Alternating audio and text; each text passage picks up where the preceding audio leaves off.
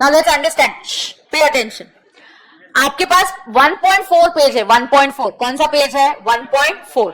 Brain mapping का 1.4 open करेंगे, पहले मैं एक्सप्लेन करूंगी, फिर आपको गाना सुनते सुनते लिखना है, तो वैसे आप गाना अगर रेडी होगा तो आप सुनते सुनते लिख सकते हो। अब इंडिया की डेफिनेशन क्या है सुन के लो। इंडिया में है 28 स्टेट्स। कितने स्टेट्स है? 28 states. And how many union territories? 8 union territories में से 5 को यूटी ही माना जाएगा because they are without legislature, and 3 union territories with legislature. अभी कौन सी 3 यूनियन टेरिटरीज है with legislature? JK, Delhi and Pondicherry. क्या क्या है बोलो मुझे? जेके, दिल्ली, पौंडीचेरी, पुडुचेरी बोलते हैं, पुडुचेरी भी नाम उसको हम यूज कर सकते हैं। और ये 5 जो है ये यूनियन टेरिटरीज माने जाएंगे। सो आप 1.4 अपडेट कर दो। चलो ओपन 1.2, लेट्स राइट डाउन। चलो, within the state inter-state sale, write down CGST plus SGST. From one state to another, IGST.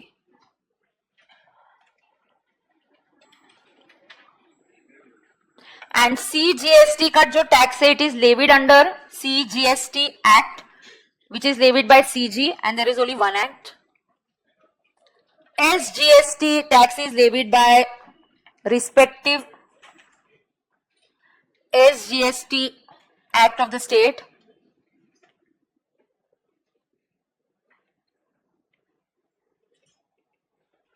State government, we have 31 acts. How many acts? 31.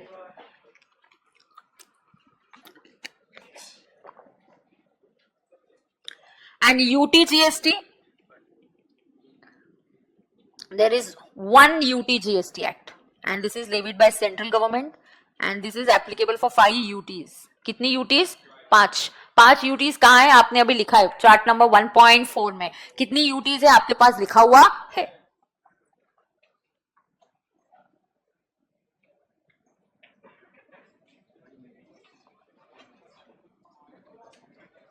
बराबर है। आगे IGST Act. IGST tax is levied by IGST Act, and we have only one act which is levied by central government, which is levied by the central government. Note किया सबने? Very important, extremely important. GST जो act है, ध्यान से सुनना, GST जो act है, यहां गेम चेंज हुआ है। GST is a destination based tax. Repeat करो मेरे साथ, GST is a destination based tax. मतलब क्या? ध्यान से सुनना, ये बिफोर एंड आफ्टर का जो पिक्चर है पहले आप ध्यान से देख लेना। महाराष्ट्र से अगर सेलर है और बायर गुजरात में है, डू यू नो कौन सा बिफोर 1 जुलाई 2017 कौन सा टैक्स लगेगा? सीएसटी। और CST is collected by Maharashtra government, क्योंकि महाराष्ट्र गवर्नमेंट के पास सेलर है, तो जहां सेलर होता है टैक्स वहीं पे जाता था पहले, पर अब ये उल्टा हो जाएगा इन जीएसटी। जीएसटी में ये गेम पूरा चेंज हो जाएगा। जीएसटी में ये गेम पूरा चेंज हो जाएगा। ध्यान से सुन के लेना,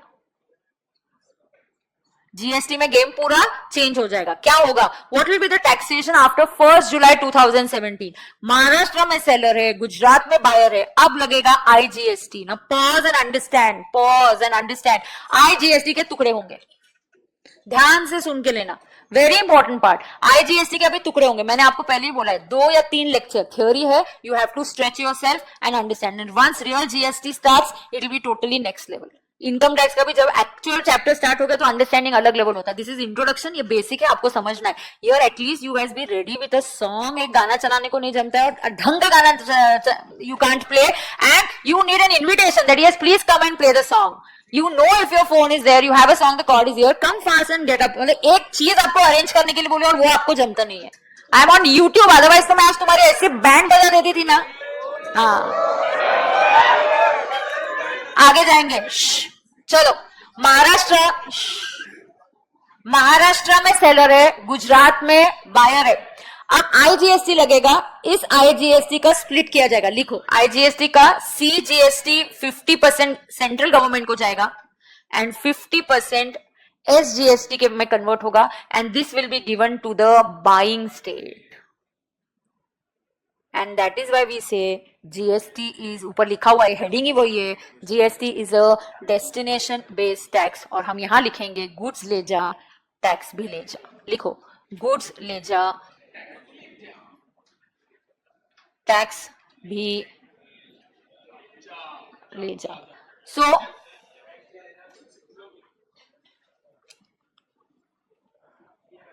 50% क्या है? आईजीएसटी जो भी कलेक्ट होगा 50% will go to the central government, balance 50% will go to the state government. 50% central के पास जाएगा, 50% स्टेट के पास जाएगा. कौन सी स्टेट के पास जाएगा, महाराष्ट्र या गुजरात? गुजरात. बहुत बढ़िया डिसीजन लिया है, इससे फ्री फ्लो ऑफ क्रेडिट मिलता है. क्योंकि देखो गुड जिसके पास जाते हैं आगे सेल वही करेगा, तो आगे टैक्स उसी को दे दो तो वही सेट ऑफ भी दे सकता है. You will understand the logic of why it is destination based tax in some time. Okay, चलो अब पहले चार्ट से स्टार्ट करते हैं. 1.1 स्टेट गवर्नमेंट ने कौन से टैक्सेस को सब्ज्यूम किया वो लिख के लेते हैं. Write down. फर्स्ट वैट, फिर लग्जरी टैक्स, फिर एंटरटेनमेंट टैक्स,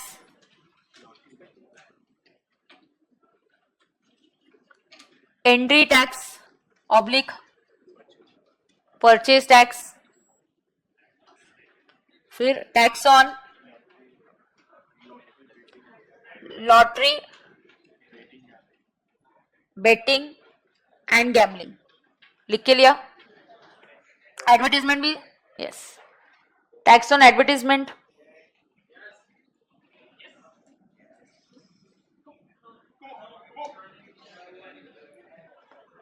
लिख के लिया सबने. अब कौन से टैक्सेस सब्ज्यूम नहीं हुए ये मैं होमवर्क के लिए दे रही हूँ. चार्ट कंप्लीट करना है. I will show you the teachers copy, you will take a picture and you will complete this for homework. बराबर है? ठीक है, चलो. कौन से स्टेट गवर्नमेंट ने कौन से टैक्सेस सब्ज्यूम किए, लिख के लिया क्या? लिख के लिया. हाँ, प्रॉपर्टी नॉट सब्ज्यूम में जाएगा ना वो, तो प्रॉपर्टी टैक्स, स्टैम्प ड्यूटी, ये हो गया. तो मैं आपको टीचर्स कॉपी दिखाऊं, लिख के हो गया. But you have to increase the writing speed over here. Otherwise, pictures. Homework लिखो, नॉट सब्ज्यूम्ड वाला. ये लो, आप इसको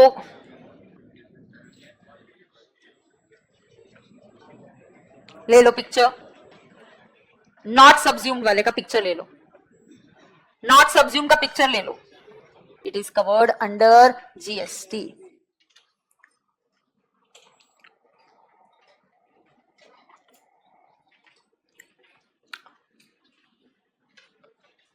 अभी पॉज करेंगे, सीधा बैठेंगे, आई कांटेक्ट चाहिए मुझे फटाफट. देन ओनली आई टीच आगे का पार्ट. Pay attention. रेडी है तू? रेडी है तू? I am waiting. There is somebody who is still not doing eye contact. I want eye contact. I am waiting for everybody in the class. Stop writing.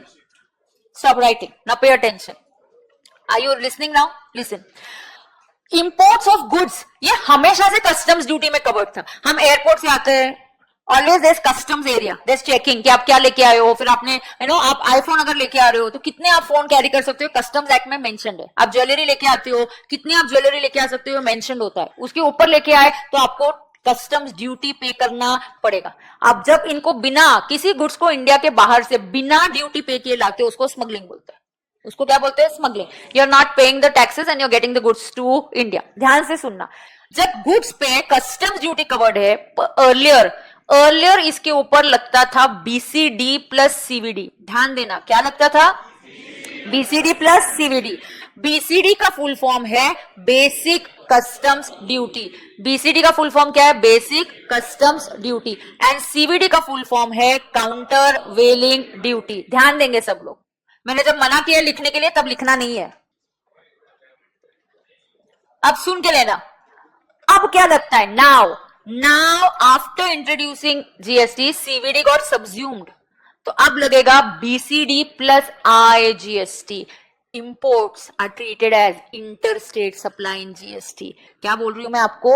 Imports are treated as, imports को क्या treat किया जाता है? Treated as interstate supply in GST. और क्योंकि ये interstate है, interstate पे आई लगता है, आईजीएसटी का एक्ट सेंट्रल गवर्नमेंट बनाता है और एक ही एक्ट बना हुआ है होल ऑफ इंडिया के लिए, सो इसको इंटरस्टेट सप्लाई माना जाता है and therefore there is IGST. अब सर्विसेज, अगर सर्विसेज आप इंपोर्ट कर रहे हो तो इसके ऊपर लगेगा आईजीएसटी, क्योंकि imports are treated as interstate supply. Goods were always covered under customs act, services were not covered under customs act, they are covered under GST. पहले गुड्स पे लगता था बीसीडी प्लस सीवीडी, सीवीडी को subsume कर दिया। अगर आप ऊपर कर देखोगे कौन से टैक्सेस सब्ज्यूम हो गए तो देखो यहां दिया है CVD and special CVD under customs act got subsumed. अगर वो मर गया तो उसकी जगह कौन आएगा, जीएसटी आएगा। और आईजीएसटी इसलिए आएगा क्योंकि इंटरस्टेट सप्लाई को में ही इंपोर्ट्स को कवर किया जाता है। इंपोर्ट्स, रिपीट करेंगे आप 2-3 बार मेरे साथ, इंपोर्ट्स आर ट्रीटेड एज, फिर से बोलो, yes, so it is treated as interstate supply. बरोबर है का? अब सुनना 1.3, अगला चार्ट जो है इट इज 1.3। ना ध्यान से सुनना, इस चार्ट को देंगे 2, 3, 4, 5 स्टार मार्क्स। लिखो learn for exams, question will be asked on this, learn for exams. ये बिल्कुल आपको लर्न करना है, ये चार्ट बहुत ही इंपॉर्टेंट है।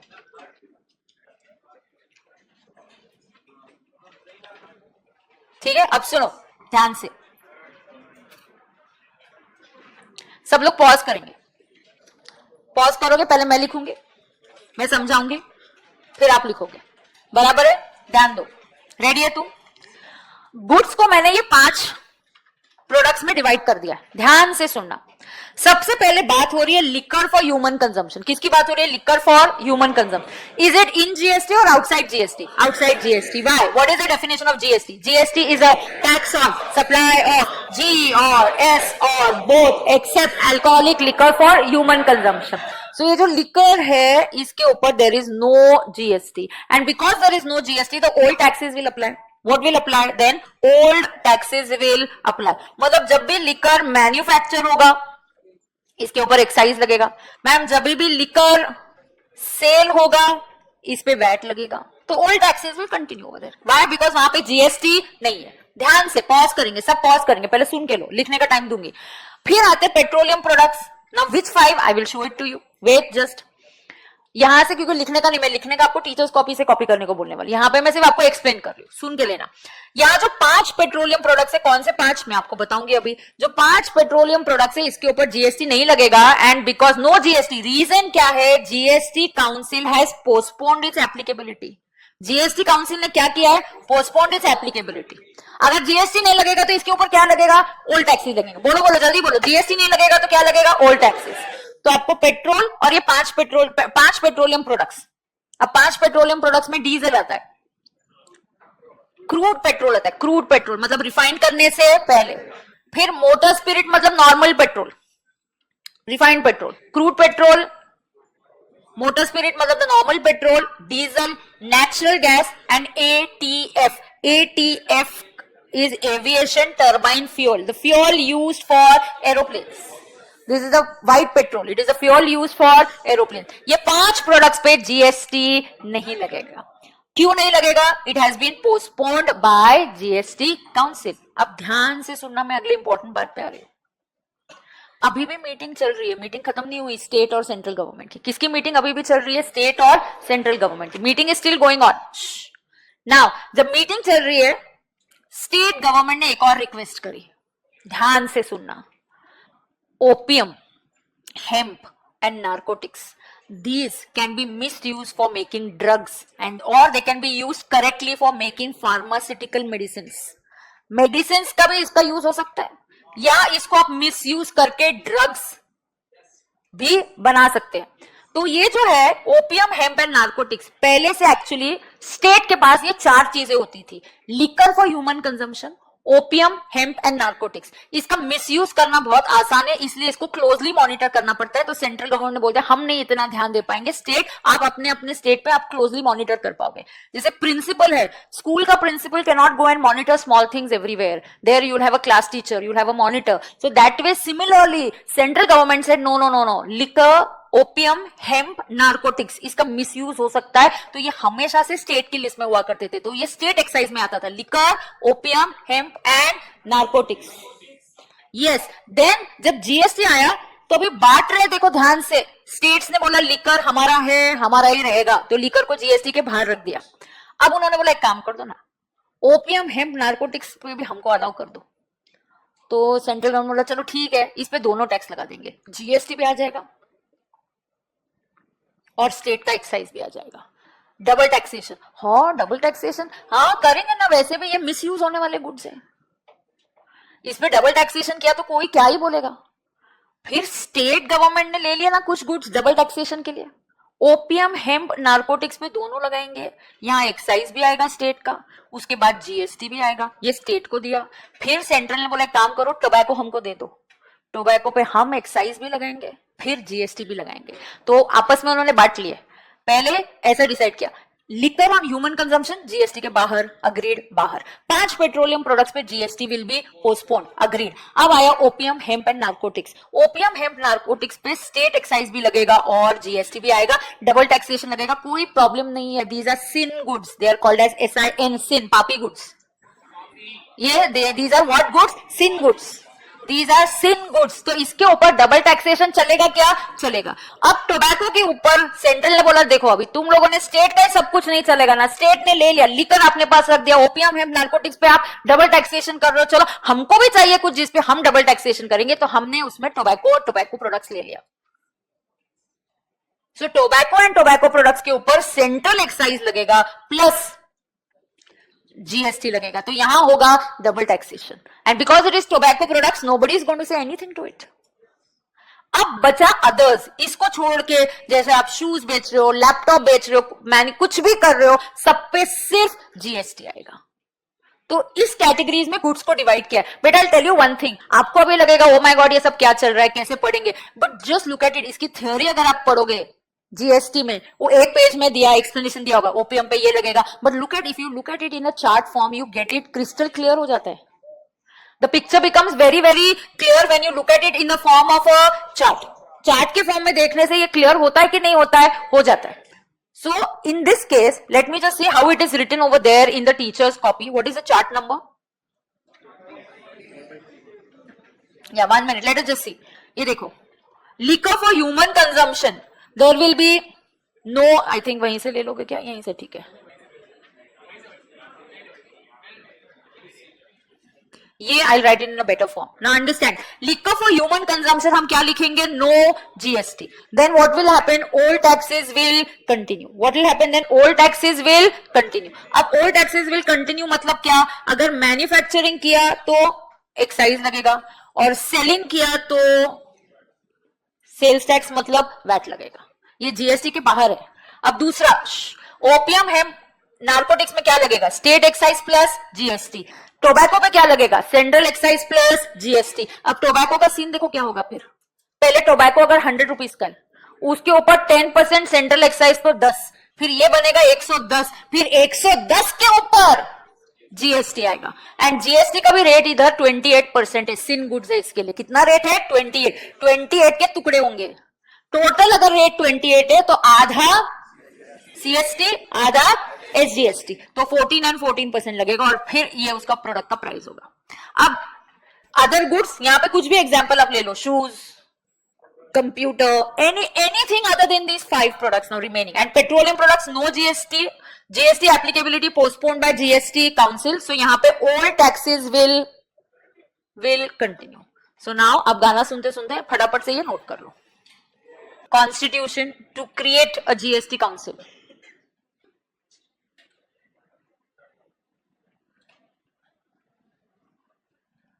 So who has the power? President has the power through Article 279 of the Constitution to create a GST council, and this GST council is also called as, what is it called as? This is called as a joint forum, and ये जो joint forum है, central government की तरफ से कितना weightage दिया जाएगा? 1/3, and states को कितना वेटेज दिया जाएगा? 2/3। देखो स्टेट्स बोलेंगे मिलके करना है तो सबको इक्वल वेटेज भी देना चाहिए। सेंट्रल गवर्नमेंट की डिसीजन, अगर सेंट्रल गवर्नमेंट ने किसी चीज के लिए यस बोला, मतलब कितने लोगों ने यस बोला? 1/3। एंड स्टेट को कितना वेटेज दिया जाएगा? 2/3. What is the quorum required for the GST council meeting? 50%. Quorum कितना? मिनिमम अटेंडेंस जिसके बाद ही मीटिंग कंडक्ट की जाती है, वरना मीटिंग कंडक्ट नहीं होती है. आपने ये मीटिंग्स के चैप्टर में लॉ में सीखा है. So pay attention. Quorum, how much is the quorum required for GST council? 50%. अच्छा, एक बार मीटिंग स्टार्ट हो गई, सिर्फ 60% लोग हाँ बोल रहे किसी चीज के लिए, तो डिसीजन होगा या नहीं होगा? नहीं होगा. कितने लोगों का हाँ बोलना जरूरी है? Yes, 75%. That means 3/4. 75% people have to say yes. Only then the decision will be taken. Only then the decision will be taken. अब जो functions है, इनका function क्या है? एक, to make recommendations to union states on important issues. So सारे important issues पे GST Council recommendations करेगा. It will also recommend the date on which GST to be levied on the petroleum products. जो 5, अच्छा एक और चीज, हमारा 5 petroleum products लिखना ही रह गया ना. हाँ, तो पहले कौन से 5 है वो लिख के लो. कौन से 5 पेट्रोलियम प्रोडक्ट्स है? 1, you write down crude petrol, crude petroleum. Earlier chart में जाओ, पहले वो 5 पेट्रोलियम प्रोडक्ट्स लिखना ही रह गया. लिखो crude petroleum. Motor spirit, motor spirit is the normal petrol. This is the petrol. Wait, diesel, मैंने वेट बोला है, first bench. Diesel. 4, natural gas. Diesel is HSD, high speed diesel बोलते हैं उसको. 5th इज ATF. ATF का full form है aviation turbine fuel. ध्यान से सुनना, पहले आप इंडिया वाले चार्ट को लर्न कर दो. इंडिया वाले चार्ट को देखो, कौन सी यूनियन टेरिटरीज है और कौन से स्टेट्स है. चलो जल्दी इंडिया वाले चार्ट को फिर से रिकैप करो.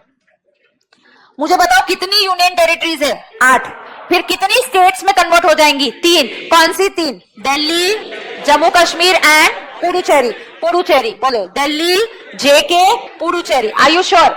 Now wait, wait. ये जो यूनियन टेरिटरीज है, बहुत इंपॉर्टेंट बात है. जब हम यूनियन टेरिटरीज की बात कर रहे हैं, सुन के लेना. यहां ब्रेकअप और एक पैचअप हुआ था, ध्यान से सुन के लेना. ब्रेकअप हुआ जम्मू कश्मीर का. जम्मू कश्मीर स्टेट्स के 2 टुकड़े बन गए. एक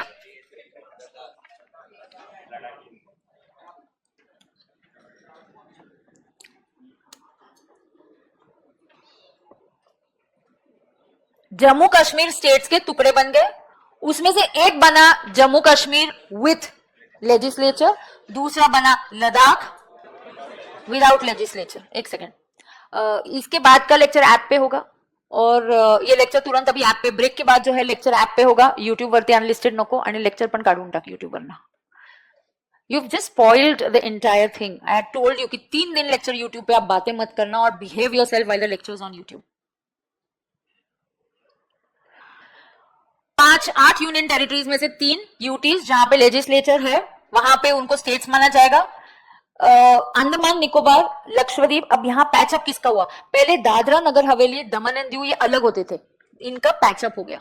मतलब दे ऑल हैव नाउ, पहले it was 1, this was 1 and Daman and Diu was another 1, but इनका पैचअप हो गया. they are 1 union territory now. so Andaman Nicobar, Lakshadweep, Dadra Nagar Haveli, Daman and Diu, फिर आया चंडीगढ़ और फिर आया लद्दाख.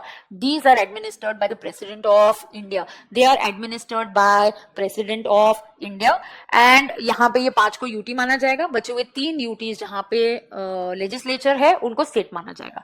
ये चार्ट को सामने रखते हुए if you have a look at your brain mapping, this अगला चार्ट ये कंप्लीट करेंगे. If I sell within Delhi तो कौन सा टैक्स लगेगा?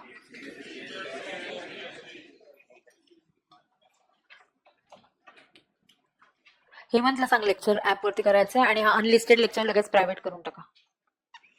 Cell within Andaman Nicobar, it's within UT. UT के अंदर है तो CGST plus UT GST. Sale from Maharashtra to Gujarat, IGST. Jammu Kashmir to Ladakh, अब एक क्या है? स्टेट है और दूसरा यूनियन टेरिटरी, पहले ये एक हुआ करते थे, अब ब्रेकअप हो गया है, अब ये अलग अलग हो गए, एक स्टेट से दूसरे स्टेट, या एक यूटी से दूसरे यूटी, या एक स्टेट और दूसरे यूटी के तरफ गया, देन इट बिकम्स इंटरस्टेट। क्या माना जाएगा? इंटरस्टेट। एक बोलो, इंटरस्टेट में क्या क्या आएगा? One state to another state, one state to UT, और one UT to another UT, this will be treated as interstate. तो ये इंटरस्टेट होगा और इसके ऊपर लगेगा आईजीएसटी। अगर ये जम्मू कश्मीर के ब्रेकअप के पहले होता तो ये विद इन द स्टेट ही माना जाता, बट अभी जम्मू एंड कश्मीर का ब्रेकअप हो गया, Jammu and Kashmir reorganisation act pass किया गया, जहां पे जम्मू कश्मीर स्टेट को दो टुकड़ों में बांट दिया गया, JK with union territory and Ladakh without, sorry, JK union territory with legislature and Ladakh a union territory without legislature. Sale within Maharashtra में लगेगा सीजीएसटी प्लस एसजीएसटी। ये एसजीएसटी कौन से स्टेट का लगेगा? महाराष्ट्र। अब अंडमान निकोबार से, ओके लिखो पहले, अंडमान निकोबार से चंडीगढ़,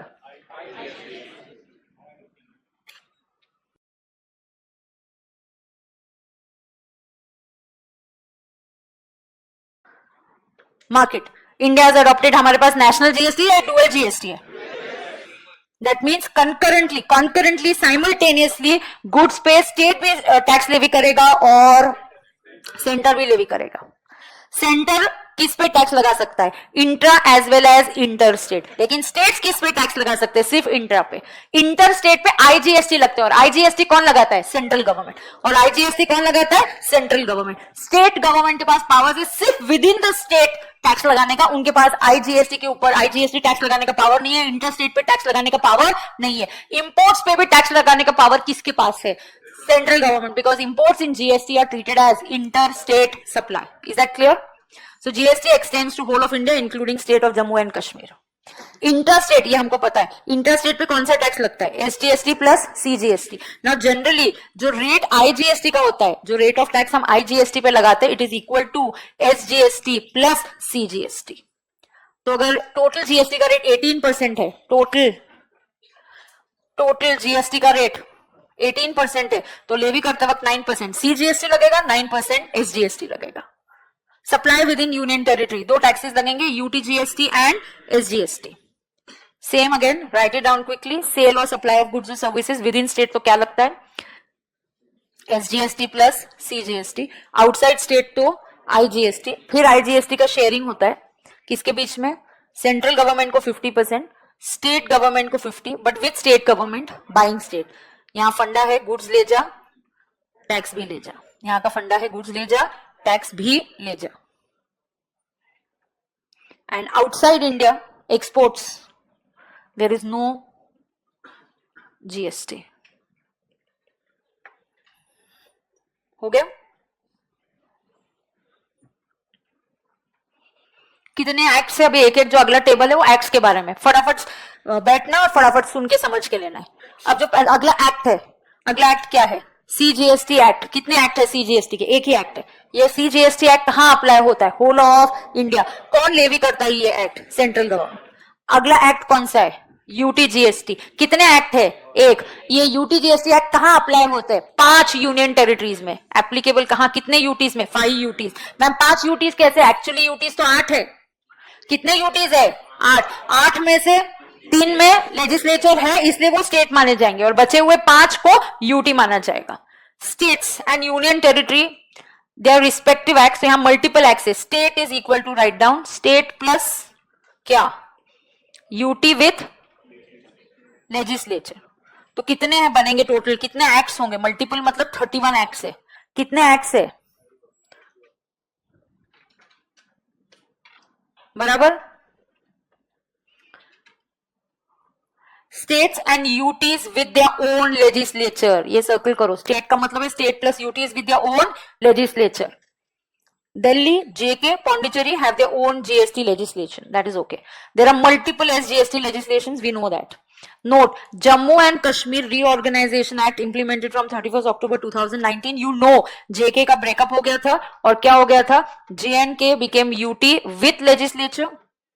ये ऑलरेडी ये सब पार्ट आपको ब्रेन मैपिंग के चार्ट देखोगे तो ये फिर से यहां पढ़ने की जरूरत नहीं है, वहां पे आपका फंडा क्लियर हो जाएगा। और दूसरा बना Ladakh without legislature. Is that clear to everybody? And patch up हुआ था दादरा नगर हवेली दमन एंड दीव, ये पहले अलग अलग हुए थे, they became one UT now, ये मर्ज हो गए, दे गॉट मर्ज्ड, एक का ब्रेकअप हुआ और एक का पैचअप हुआ, ये सिखा दिया है मैंने ऑलरेडी। आईजीएसटी एक्ट, कितने एक्ट थे? वन। आईजीएसटी कहां कहां कवर किया जाएगा? इंटरस्टेट, और इंटरस्टेट में और क्या कवर होता है? यहां लिखो, imports also treated as,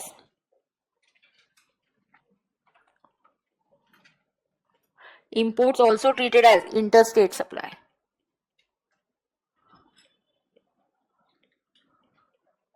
Imports are also treated as interstate supply. Is that clear?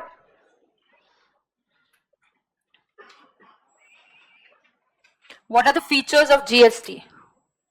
अच्छा चलो एक्ट्स का कंफ्यूजन हो गया। कितने आईजीएसटी एक्ट है? वन। सीजीएसटी एक्ट कितने हैं? एसजीएसटी एक्ट कितने? 31। ब्रेकअप क्या है? 28 plus 3, 3 is union territories with legislature. How many UTGST acts? 1. It is applicable at 5 UTs. Is that clear? अब जीएसटी इनडायरेक्ट टैक्स है, उसमें सारे इनडायरेक्ट टैक्सेस के फीचर्स हैं, जैसे कि it's a value added tax. I have explain you what is the meaning of value addition, हर point पे टैक्स लगेगा और सिर्फ वैल्यू एडिशन जितना हो उस पे टैक्स लगेगा।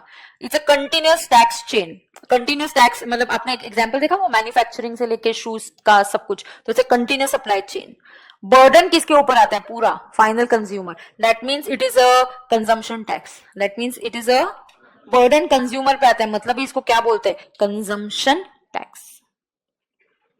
There is no cascading effect. क्यों कैस्केडिंग इफेक्ट नहीं है? Because free flow of credit.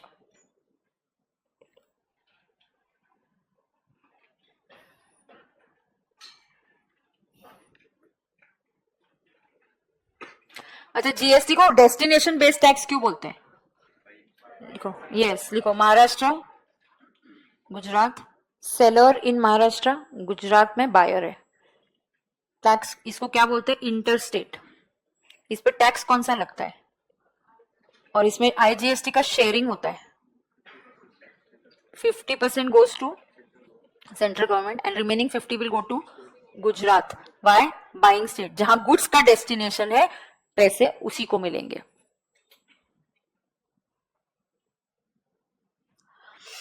आपको सॉफ्ट कॉपी मिल गई ना फर्स्ट चैप्टर की? लाइव स्ट्रीमिंग वाले जिनको बुक्स नहीं मिली, you got the soft copy. मैंने गूगल ड्राइव पे अपलोड किया ये soft copy of the first chapter. So हम क्या बोलते हैं यहाँ? गुड्स ले जा, टैक्स भी ले जा। इसे गुड्स ले जा और टैक्स भी ले जा। डन है? लिखा सबने? आगे एक जीएसटी कॉमन पोर्टल है।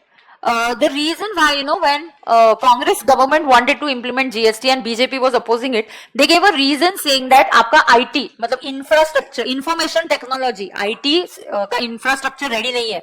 जीएसटी सक्सेस तभी हो सकता है, जीएसटी सक्सेस तभी हो सकता है अगर पूरा इंफ्रास्ट्रक्चर, वेबसाइट, पोर्टल इसका सही हो तो ही हो सकता है। क्यों? सब लोग पेमेंट करने के लिए पोर्टल पे जाना पड़ता है, रजिस्ट्रेशन के लिए पोर्टल पे जाना पड़ता है, रिटर्न भरने के लिए पोर्टल पे, गवर्नमेंट आपस में हिसाब किताब करने के लिए पोर्टल पे जाती है, अथॉरिटीज पोर्टल देखते हैं, bank is link to portal, payment करना है बैंक को भी पोर्टल पे लिंक किया, तो सब कुछ पोर्टल पे होता है। तो ये जो जीएसटी पोर्टल है ये बहुत ही इंपॉर्टेंट है। पोर्टल मतलब वेबसाइट, बहुत ही थर्ड ग्रेड पोर्टल था जब बनाया था इन्फोसिस ने। A pathetic GST website, the worst website in the world was a GST website. Very gradually they have improve कर करके इनिशियली उन्होंने बहुत अच्छे से लाते तो दिक्कत नहीं आती। इनिशियल इनका वेबसाइट अच्छा नहीं था, बहुत इन्होंने काम किया और फिर जाके कहीं ये वेबसाइट अभी जाके सेटल हुआ है। फिर भी it's not that great but it is very good compare to what it was initially. So it's a very good website now. Initially it was not at all good but it could have been much better, but right now it's decent, manageable and we're able to work on this portal very well now. Okay, so about the portal, सबसे पहले एक लिखना यहाँ पे section 8 company बनाई थी। आपको section 8 company पता है? Section 8 company was formed, company formed, उसका नाम है GSTN, manage by it's GSTN। एक कंपनी फॉर्म की गई है GSTN, goods and services network. And जो पोर्टल है गवर्नमेंट का www.gst.gov.in, ये जो पोर्टल है ये website is managed by GSTN manages, it's a section 8 company, it manages the GST portal मतलब वेबसाइट, और उस वेबसाइट का नाम है ये www.gst.gov.in. Of course, it is accessed only electronically through internet. Manually कुछ भी नहीं है GST में. There's nothing, not a little bit of work that can be done manually. Everything in GST has to be done only through the portal. E-filing, e-registration, e-returns, everything is online. Payment is online, registration is online. Nothing, no work is done manually on GST portal. How do you access it? Are they going to ask you questions on this? I don't think so. There will be. The max they can ask you is functions. Max to max इसमें से आप क्या learn कर सकते हो? Functions. Max to max they can ask you what functions of the GST portal, network and nothing else. हाँ, YouTube पे बंद हो गया, लेक्चर प्राइवेट कर दिया है. लेक्चर ऐप YouTube पे नहीं चलेगा, लेक्चर अभी सिर्फ ऐप पे चलेगा. How to access the portal? Mark करो, इंटरनेट के थ्रू एक्सेस करोगे. There's a single portal for all GST solution. GST का कुछ भी करना होगा तो आपको इसी पोर्टल पे जाना पड़ेगा. कहाँ जाना पड़ेगा? इसी पोर्टल. क्या है पोर्टल का नाम? www.gst.gov.in. Yes. आगे ये जीएसटी कॉमन पोर्टल, ये किसको पता है? गवर्नमेंट को देखना हमारा कलेक्शन कितना हुआ, जीएसटी पोर्टल पे जाना है. आपस में हिसाब किताब करना है, पोर्टल पे जाना है. आईजीएसटी का शेयरिंग होगा तो कौन सी गवर्नमेंट किसको कितना देगी, ये भी डायरेक्ट पोर्टल पे गवर्नमेंट को पता चलता है. तो lot of back office management reports होते हैं ना, काफी सारे. गवर्नमेंट को बहुत सारे रिपोर्टिंग निकलती है पोर्टल पे से. लाइक आईजीएसटी का भी बोला ना, ध्यान दो सब लोग, ध्यान दो. आईजीएसटी का क्या होता है? शेयरिंग होता है कि नहीं? क्या बोला मैंने आपको? आईजीएसटी का क्या होता है? शेयरिंग होता है. जो आईजीएसटी का शेयरिंग है उसमें 50% सेंट्रल को जाएगा, 50 कौन से स्टेट को जाएगा? Buying state. तो कितने ट्रांजैक्शंस होते हैं? लाखों ट्रांजैक्शंस होते हैं. कैसे, कौन रिपोर्ट निकालेगा? सिस्टम ही रिपोर्ट निकालता है कि आईजीएसटी में से टोटल महीने भर का गवर्नमेंट को आईजीएसटी में से कितना गुजरात को देना है, कितना कौन से स्टेट को देना है, इस टाइप का इंफॉर्मेशन कौन निकालता है? Portal. Who takes out this information? Portal. Right. So all stake holders, यहाँ पे कौन कौन स्टेक होल्डर्स है? सबको ही, मतलब department, government, central tax authorities, tax payer, bank, other stake holder, सबको ही का किसको एक्सेस करता है? पोर्टल पे ही एक्सेस करता है. One stop solution.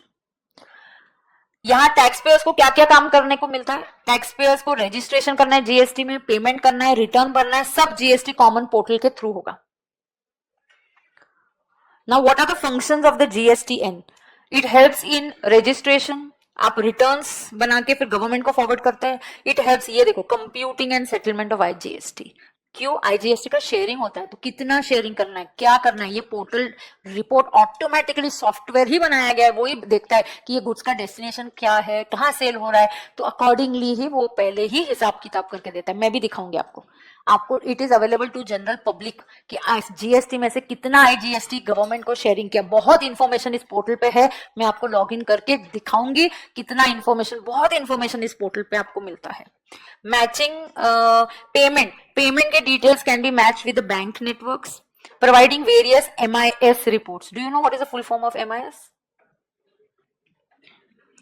मैनेजमेंट. नहीं पता किसी को MIS का full form? I don't know. MIS आपने नहीं कहीं पढ़ा नहीं है आपने? Management information system. तो it gives a lot of MIS reports to government and central and state government. MIS का फुल फॉर्म लिखो, management information system.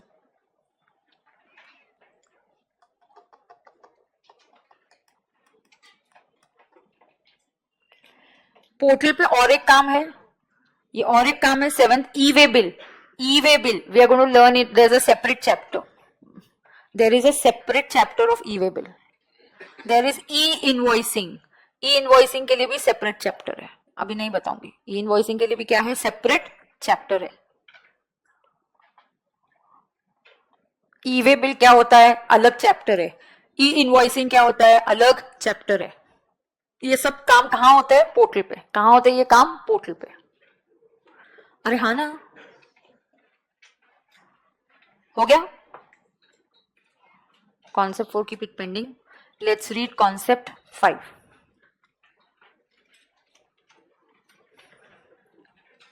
I'll explain you concept 5 now.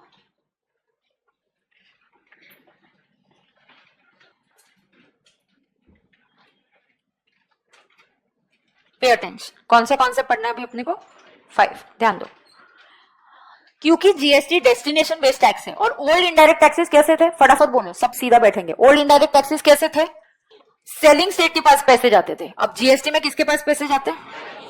So states like Maharashtra did not want GST to be implemented because Maharashtra में major industries है और selling ज्यादा करके Maharashtra state is the selling state.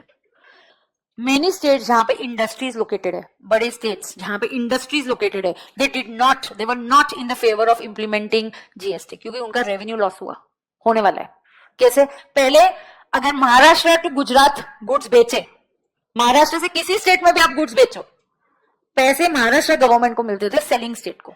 लेकिन GST is a destination based tax, बोलो GST is a destination based tax. तो GST is a destination based tax. अब पैसे महाराष्ट्र को नहीं मिलेंगे, अब पैसे किसको मिलेंगे?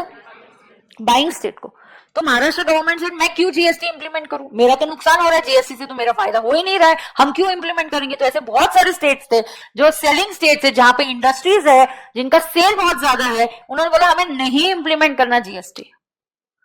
फिर गवर्नमेंट ने बोला नहीं ऐसा मत करो, central government came in, they said don't do that way, let us implement GST. इसके बहुत बेनिफिट्स है, ओल्ड इनडायरेक्ट टैक्सेस में बहुत दिक्कत हो रही है, let us come up with GST and let's all implement it. एक काम करेंगे, हम आपको कॉम्पनसेशन देंगे। क्या देंगे? कॉम्पनसेशन। आपका जीएसटी आने से पहले क्या वैट में कलेक्शन होता था? पहले वैट था, तो आपका कलेक्शन क्या होता था? और जीएसटी आने दो, आपका कलेक्शन रिकॉर्ड करेंगे, जितना भी शॉर्टफॉल हुआ हम आपको पैसे देंगे। अब सेंट्रल गवर्नमेंट ने वादा तो कर दिया, लेकिन वो घर आए और देखा अरे पैसे ही नहीं अपने पास, तो अपन कॉम्पनसेशन कहां से देंगे? फिर उन्होंने बोला एक काम करते हैं, अपन एक कॉम्पनसेशन सेस लगाते हैं, एक और टैक्स लगाते हैं। ये टैक्स हम लग्जरी गुड्स या सिन गुड्स पे लगाएंगे, जैसे टोबैको है, एनी लग्जरी गुड्स और सिन गुड्स, टोबैको प्रोडक्ट्स, इस पे हम क्या लगाएंगे? एक और टैक्स लगाएंगे कॉल्ड एज कॉम्पनसेशन सेस। नाम ही वैसा दिया, कॉम्पनसेशन सेस। और ये जो सेस लगाने से जो पैसे मिलेंगे वो स्टेट्स को दे देंगे एज अ कॉम्पनसेशन। फिर से समझो, पहले ओल्ड इनडायरेक्ट टैक्सेस में सेलिंग स्टेट्स को पैसे मिलते थे, अब हमने मैकेनिज्म चेंज कर दिया। GST is a destination based tax, मतलब बाइंग स्टेट को पैसे मिलेंगे, गुड्स ले जा, टैक्स भी ले जा, टैक्स भी उसी को देंगे। तो जो सेलिंग स्टेट से वो नाराज हो गए, उन्होंने बोला हम क्यों जीएसटी इंप्लीमेंट करें, जीएसटी से हमारा रेवेन्यू कम हो रहा है, हम नहीं इंप्लीमेंट करेंगे। Central government intervene, they said don't do that, we will give you compensation. And then when they came and they realize अरे कॉम्पनसेशन देने के लिए बहुत पैसा लगेगा, कहां से लाएंगे? तो फिर उन्होंने बोला एक कॉम्पनसेशन सेस इंट्रोड्यूस करेंगे। क्या इंट्रोड्यूस करेंगे? कॉम्पनसेशन सेस इंट्रोड्यूस करेंगे एंड कॉम्पनसेशन टैक्स लगाएंगे और इसमें से दे देंगे। 5 साल तक देने का वादा किया था, अब उन्होंने और भी एक्सटेंड कर दिया है, तो और भी हमने वो एक्सटेंड कर दिया है। तो यहां अगर देखेंगे, जीएसटी कॉम्पनसेशन सेस वो at a specified rate was impose, so it was a additional tax. नाम ही इसका क्या? सेस है। जैसे हमारा एचईसी नहीं है इनकम टैक्स में, इसका सेस का नाम क्या है? Compensation cess. This is implemented under GST Compensation to State Cess Act 2017। तो हमने एक एक्ट भी पास कर दिया जिसके तहत हम ये कॉम्पनसेशन लगाएंगे, और ये लग्जरी गुड्स पे लगेगा, सर्कल करेंगे, and demerit goods like paan masala, tobacco, aerated waters, cold drinks, motor cars etcetera. This cess will be leviable on inter supplies होने दो या इंटर स्टेट होने दो। अगर ये गुड्स का sale within the state हो रहा है, इंटर स्टेट हो रहा है, फर्क नहीं पड़ता, ये गुड्स का सेल हो रहा है तो इस पे कॉम्पनसेशन सेस लगाया जाएगा।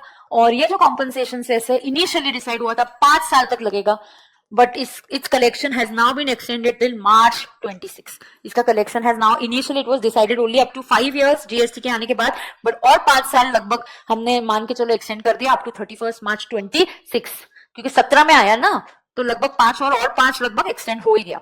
तो ये जो सेस है ये स्टेट्स को दिया जाएगा, जिन स्टेट्स का नुकसान हुआ उन लोगों को पैसे दिए जाएंगे। मैम गवर्नमेंट को कैसे पता चलेगा? जीएसटी आने से पहले हर स्टेट के पास अपना डेटा होता है, हमने कितना टैक्स कलेक्ट किया। जीएसटी आने के बाद हम देखेंगे आपका कितना कलेक्शन हुआ, जितना भी शॉर्टफॉल हुआ हम आपको करेंगे कॉम्पनसेट। और गवर्नमेंट ये पैसा कहां से रिकवर करेगी? Compensation cess. ये किस पे लगाया जाएगा? Specified luxury goods and demerit, या they are also called as sin goods. Demerit को सिन गुड्स भी बोला जाता है।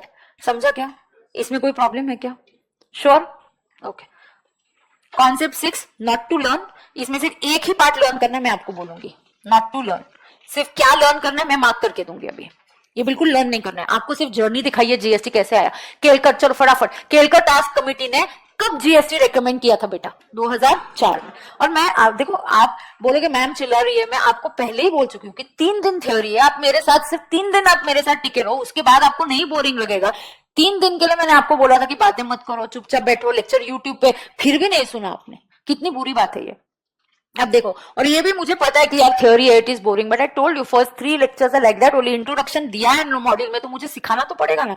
हालांकि इसमें से कुछ नहीं आएगा, कहां से क्वेश्चन आएंगे वो भी बता रही हूँ। टोबैको, ओपीएम, उस पर क्वेश्चन आते हैं कि कहां डबल टैक्सेशन है, ओपीएम नार्कोटिक्स पे और एक टोबैको वाले पे। फिर आपको स्टेट, यूनियन, टेरिटरी आता है। इतने अच्छे सिंपल से चार्ट बना के दिए, वो इंपॉर्टेंट है। जो 5 गुड्स है, पेट्रोल पे क्या लगता है, ओपीएम नार्कोटिक्स पे क्या लगता है, वो पूछा जाता है। यूटीज है कि आईजीएसटी, ये आपको फंडा पता होना चाहिए। दैट इंडिया वाला chart is also important.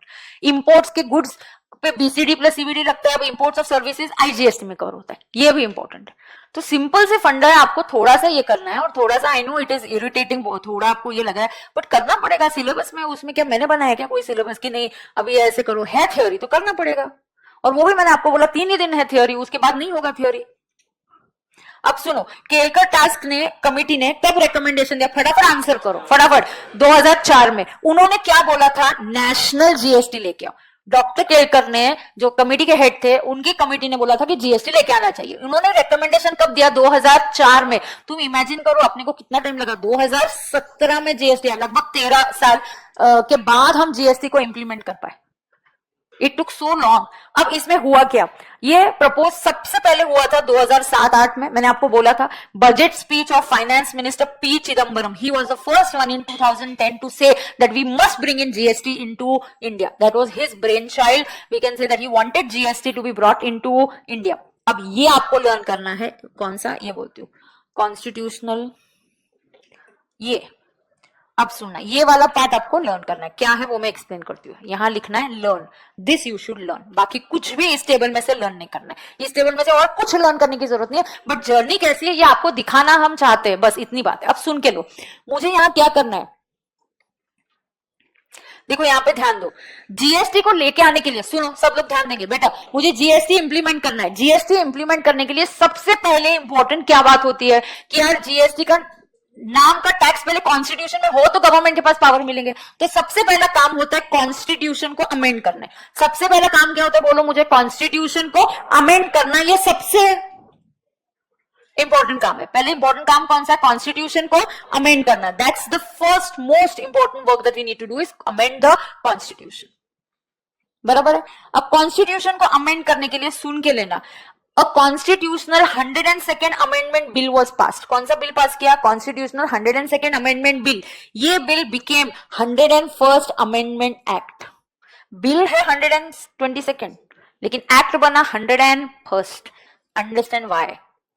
Constitution को अमेंड करने के लिए आज जुलाई तक 122 टाइम्स बिल पास किया गया था।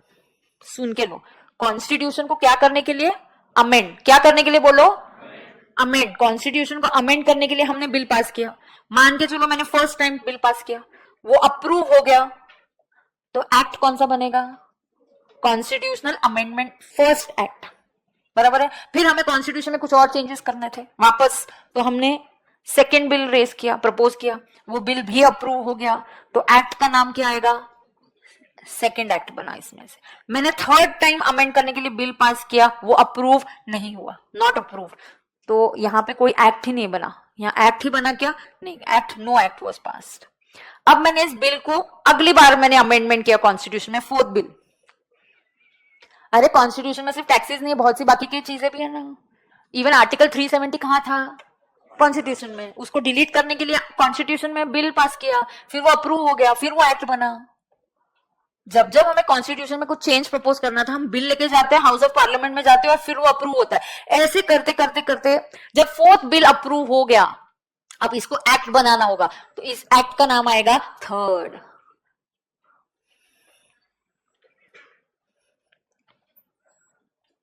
झेपता है कि नहीं झेपता है? बोलो। पहले हमने बिल पास किया, फर्स्ट बिल आया, वो बिल अप्रूव हो गया, तो फर्स्ट एक्ट। हाँ ना। मैंने सेकंड टाइम कुछ और मुद्दे को लेके कॉन्स्टिट्यूशन में अमेंडमेंट करना चाहा, मैंने बिल प्रपोज किया, वो एक्सेप्ट हो गया, तो it will come constitutional amendment second act. फिर मैंने थर्ड बिल पास किया, लेकिन वो अप्रूव नहीं हुआ, तो एक्ट नहीं बना। मैंने फोर्थ बिल पास किया, वो अप्रूव हो गया, लेकिन एक्ट कितना है, वो एक्ट का नंबर कौन सा है, 3rd। ऐसे करते करते 102nd बिल में हम जीएसटी इंट्रोड्यूस करने के लिए हमने प्रपोज किया, वो सबने पार्लियामेंट में पास कर दिया। इस एक्ट का नाम बना 101st, क्योंकि इसके पहले 121st बिल हमने पास किए रहेंगे, अप्रूव किए नहीं थे, लेकिन सारे अप्रूव नहीं हुए, उसमें से 100 ही एक्ट बने थे। अब जो 102nd अमेंडमेंट हम लेके आ रहे हैं, उसका एक्ट का नंबर आया 101st। नंबर भी अच्छा मिला जीएसटी को, 101st। So number was also very nice. 101st act of the constitution. हमने कॉन्स्टिट्यूशन को अमेंड करना चाहा, फिर कॉन्स्टिट्यूशन में अमेंडमेंट्स आए, नए आर्टिकल्स इंट्रोड्यूस किए गए थे। पहला 246A जिसने बोला जीएसटी विल बी इंप्लीमेंटेड, फिर 279 कि जीएसटी काउंसिल बनेगी, फिर जीएसटी का शेयरिंग कैसे होगा, आईजीएसटी का शेयरिंग कैसे होगा, स्टेट कौन सा एक्ट पास करेगा, सेंट्रल, स्टेट सिर्फ इंटर स्टेट पे करेगा, सेंट्रल गवर्नमेंट सिर्फ इंटर एंड इंटर दोनों पे पास करेगा। इस टाइप के जो है अमेंडमेंट हम कहां करके आए, कॉन्स्टिट्यूशन में ये अमेंडमेंट हमने इंट्रोड्यूस किए। तो जीएसटी पहले रेकमेंड हुआ केलकर कमेटी ने, फिर हमने कॉन्स्टिट्यूशन में चेंज किया। Change was proposed through 102nd amendment bill which was passed as 101st act. 102nd amendment bill was approved and passed as 101st act. झेपा कि नहीं झेपा, पक्का। फिर सीजीएसटी एक्ट पास हुआ, फिर स्टेट्स ने पास किया, फिर जम्मू एंड कश्मीर, देखो हर स्टेट्स ने 1 जुलाई से इंप्लीमेंट किया, सिर्फ जम्मू ने 8 जुलाई को इंप्लीमेंट किया। अच्छा, ये कोई डेट्स कौन सा एक्ट कब पास हुआ ये लर्न करने की जरूरत नहीं है, सिर्फ आपको अमेंडमेंट, कॉन्स्टिट्यूशन का अमेंडमेंट लर्न करना है। Amendment bill was 122nd and the act was passed as 101st constitutional amendment act बना। वो समझा क्या, इस टेबल में से इतना एक ही लर्न करना है। Is that done? Yes, you already know this. GST किस पे लगता है? All goods and services except alcoholic liquor for human consumption and petroleum crude, diesel, petrol, ATF and natural gas. Do you know 5 products, petroleum products were kept out of GST purview? Do you know these 5 petroleum products? Who kept them outside GST? By GST Council. Do we already know this? Yes. Should you learn these 5 petroleum products? Yes. ये 5 petroleum products कौन से आपको learn होने चाहिए। कब घूम फिर के वही सीख रहे, कब से कुछ अलग है क्या यहाँ पे? कुछ भी नहीं है। आगे टोबैको पे क्या लगता है? Have I already taught you? एक सेकेंड, ये पूरे कॉन्सेप्ट पे रेफर, ब्रेन मैपिंग चार्ट 1.3 और 1.4 कौन सा है?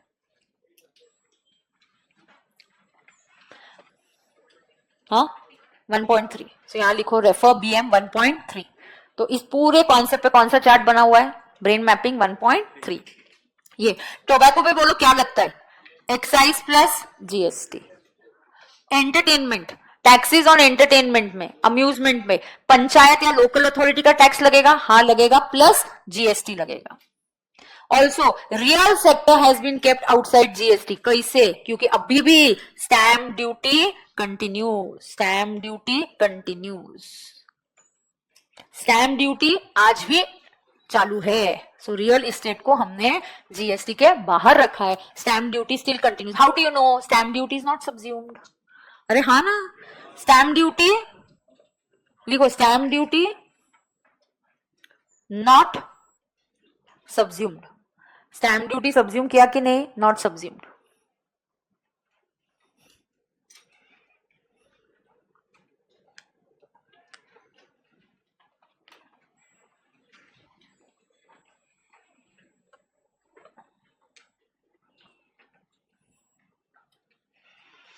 अब alcoholic, okay, opium, hemp, narcotics पे क्या क्या आएगा? जीएसटी भी आएगा और स्टेट एक्साइज भी आएगा। जेपता है क्या? चलो बोलो। अभी लिकर, लिकर अगर तुम ह्यूमन कंजम्पशन पे है तो जीएसटी है क्या? नहीं। तो उसको प्रोड्यूस करोगे तो एक्साइज लगेगा और बेचने पे वैट या सीएसटी लगेगा। टोबैको एंड टोबैको प्रोडक्ट्स पे क्या लगेगा? जीएसटी भी लगेगा और सेंट्रल एक्साइज भी लगेगा। टोबैको पे क्या लगेगा? Central excise plus GST. Opium, hemp, narcotics पे क्या लगेगा? State excise plus GST. ये तुमको याद आ रहा है कि नहीं? स्टेट्स और गवर्नमेंट ने, सेंट्रल गवर्नमेंट ने एक एक कॉमन ले लिया। फिर से स्टार्ट करते हैं। लिकर, लिकर पे टैक्स कौन लगाएगा? सिर्फ स्टेट। ओपियम, हेम्प, नार्कोटिक्स पे टैक्स कौन लगाएगा? State excise plus GST.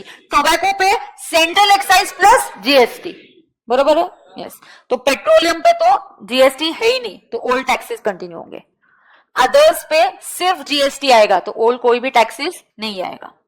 Opium hemp narcotics पे जीएसटी भी आएगा और यहां लिखेंगे स्टेट एक्साइज, बाकी टैक्सेस नहीं आएंगे। ये तुमको झेपता है कि नहीं झेपता है? पक्का पक्का?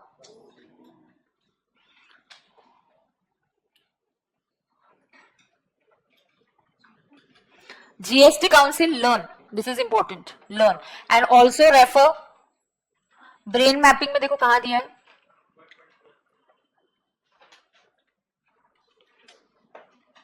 उस ब्रेन मैपिंग में जाके ये डेट लिखो, जीएसटी काउंसिल कब बना 1.4, और ये लिखो प्रेसिडेंट ने जीएसटी काउंसिल कब बनाया, ऑन 15 सितंबर 2016। लिखो ब्रेन मैपिंग 1.4 में जाके लिखो, GST council was constituted on 15 September 2016, date लिखो and learn the date. GST council कब बनाया 1.4 में जाओ और उधर डेट लिखो, GST council was formulated on what date 15 September 2016। कल मैं सप्लाई स्टार्ट करने वाली हूँ, जितना थ्योरी हुआ होगा, नहीं तो मैं बाद में करूंगी theory continue. President constituted GST council on what date 15 September 2016। Same GST council के मेंबर्स कौन बनेंगे, who will be the chairman? Chairman will be finance minister of the country. So अभी फिलहाल कौन है, निर्मला सीतारमण।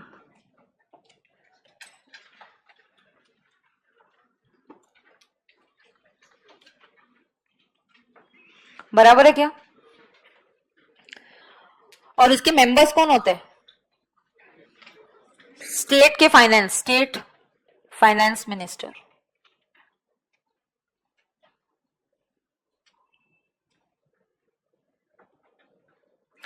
जो 8.4 पॉइंट है वो आपको लर्न करना है। You can get functions of GST council. क्या आ सकता है आपको थ्योरी क्वेश्चन में, फंक्शंस। अब इनके फंक्शंस क्या है, they will make recommendations regarding tax, cess, surcharge, which goods and services should be exempt, ये लोग वो डिसाइड करेंगे। कौन से टैक्स के रेट्स क्या होने चाहिए, ये वो लोग डिसाइड करेंगे। कौन से गुड्स एग्जम्प्ट होने चाहिए, ये कौन डिसाइड करेगा, काउंसिल डिसाइड करेगा। ये रूल्स बनाएंगे for supplies in the course of inter state cell.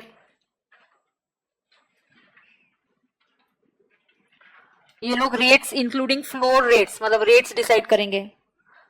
Special rates लगे तो वो डिसाइड करेंगे, normal rates, special rates. Then they have decided 11 special category states. कितने स्टेट्स है, 11 special category states. 8.5 is also important. They will decide a date when GST will be levied on petroleum products. कि petroleum products पे GST कब से लाना है, ये power किसके पास है, जीएसटी काउंसिल के पास है। अच्छा, ये डिसीजन कैसे डिसाइड होगा, मेजोरिटी कितनी है, नॉट लेस देन 3/4, मतलब majority 75। And what is the bifurcation of weights between the state and the central, 1/3 and 2/3, 2/3 votes and 1/3 votes. Quorum क्या है, 50%।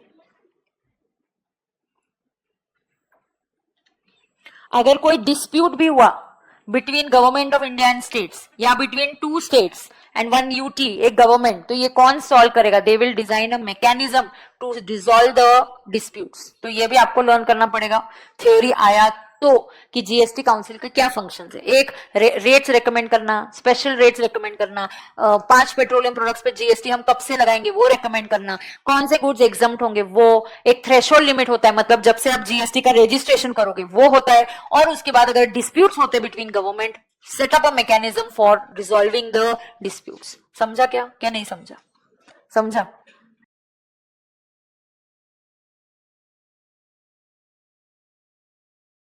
Let's go ahead now. आगे कॉन्सेप्ट नंबर 8, फटाफट 1-2 concept theoretical पढ़ा देती हूँ, फिर बीच में लगा तो पीपीटी देख लेंगे, फिर सप्लाई वाला चैप्टर होगा ना, वहां से actual real GST will start. आज ही करूंगी, लेकिन मैं स्टार्ट में डिसाइड किया है, तो आज ही हम पक्का उसको स्टार्ट करेंगे। Now listen, understanding the constitution. बोलो, इंडिया में कितने टीयर सिस्टम है, गवर्नमेंट कैसी होती है, 3 टीयर सिस्टम। 3 टीयर में पहला कौन है, यूनियन गवर्नमेंट, मार्क करो मेरे साथ। सेकंड कौन है, स्टेट गवर्नमेंट। तीसरा कौन है, लोकल अथॉरिटी। अब इनको पावर्स कहां से मिलते हैं? कॉन्स्टिट्यूशन से. There is article 265 which says no tax shall be levied or collected except authority of law. तो जब तक आपको कॉन्स्टिट्यूशन क्या नहीं करती है, सुन के लो, जब तक कॉन्स्टिट्यूशन में कोई पावर नहीं दिया है, गवर्नमेंट टैक्स लेवी नहीं कर सकती. समझ में आ रहा है क्या? गवर्नमेंट टैक्स लेवी नहीं कर सकती. Do you understand this? आगे article 245 it deals with relationship between union and state. Now union and state के बीच में रिलेशनशिप के बारे में ये बात करते हैं. Parliament can make laws for whole of India. जैसे मैंने आपको डायरेक्ट टैक्स में पढ़ाया था, केजरीवाल जी बोल सकते क्या मैं वैट लेवी करूंगा तो मैं वैट गुजरात से भी कलेक्ट करूंगा, मैं वैट किसी और स्टेट से भी कलेक्ट करूंगा? नहीं. पार्लियामेंट जो है वो होल ऑफ इंडिया के लिए लॉ बना सकती है. State can make laws only within the state. Yes, state can make laws. ये मार्क कर दो, ये इंपॉर्टेंट बात है यहाँ पे. Parliament can make laws for whole of India and state can make only for that particular state. आगे article 246 के 7 शेड्यूल में क्या दिए? 3 list, union list, state list and concurrent list. Do you know this already? Yes. So we already know this. Now why was there a need for constitutional amendment? We know there was a need because we wanted to introduce GST. We wanted to introduce GST. That is why there was a need to bring in a constitutional amendment. तो consequently कौन सा amendment act आया? ये देखो, Constitutional 101st Amendment Act 2016. Very important. This act has come in and article 279A करना पड़ेगा. तो हमने जहां कल ब्रेन मैपिंग में भी लिखा ना, president has got powers through article 279, make it there 279A. Brain mapping open करो, चैट नंबर बोलो. बी फास्ट हाँ टुडे बिकॉज सप्लाई मुझे स्टार्ट करना है. ये फटाफट फिनिश करते. चलो बोलो जल्दी. 1.4 उधर जाके आर्टिकल नंबर क्या करोगे? 279A. मैंने 279 लिखवाया था तो प्लीज आप उसको क्या कर दोगे? 279A.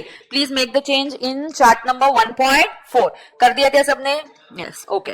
अब इसमें क्या क्या चेंजेस हुए? 101st कॉन्स्टिट्यूशन में क्या की चेंजेस हुए? ध्यान से सुनो. They gave concurrent powers on parliament and state to make laws. आज लॉ जीएसटी पे कौन बना सकता है? पार्लियामेंट भी बना सकता है और स्टेट भी बना सकता है. इसीलिए तो 31 SGST एक्ट है कि नहीं है? Can they both make the law? Yes, they both can make the law. Correct. आगे अच्छा एक और चीज है यहाँ पे, हम सीखते हैं प्लेस ऑफ सप्लाई. एक कॉन्सेप्ट है प्लेस ऑफ सप्लाई. ये चैप्टर है, पीओएस का सेपरेट चैप्टर है बेटा. पीओएस के रूल्स कौन बना सकता है? Only parliament. इसका पावर हमने स्टेट्स को नहीं दिया. पीओएस के रूल्स और लॉज कौन बना सकता है? Only parliament. What is POS? Place of supply. Do we have this chapter? Yes. First this chapter was in final but under new syllabus 3 topics from final have been brought down to inter. उसमें से ये एक chapter है which is called as place of supply. Okay, other things. और council ने ये क्या किया? ये 5 प्रोडक्ट्स क्या है? जीएसटी काउंसिल ने क्या बोला? अरे बोलो ना, ये 5 प्रोडक्ट्स क्या है? 5 पेट्रोलियम प्रोडक्ट्स. इस पे क्या लगेगा? GST levy has been postponed. लिखो, कितना घूम फिर के वही बात बोलता है. फिर से वही बोल रहे हैं. कितनी बार बोलने का? नहीं तो क्या? Levy of GST postponed. किसने किया पोस्टपोन? बाय, बोलो किसने किया? GST council. Levy of GST has been postponed by GST council. बरोबर है का नहीं? आगे ये भी तुमको आता है यार. ये देखो, union government shall retain the power to levy excise on tobacco. ये तुमको पता है ना, टोबैको पे 2 लोग टैक्स, एक सेंट्रल एक्साइज लगेगा और जीएसटी लगेगा. ओपीएम नार्कोटिक हेम्प पे स्टेट एक्साइज लगेगा प्लस जीएसटी लगेगा. अरे हाँ कि नहीं? हाँ.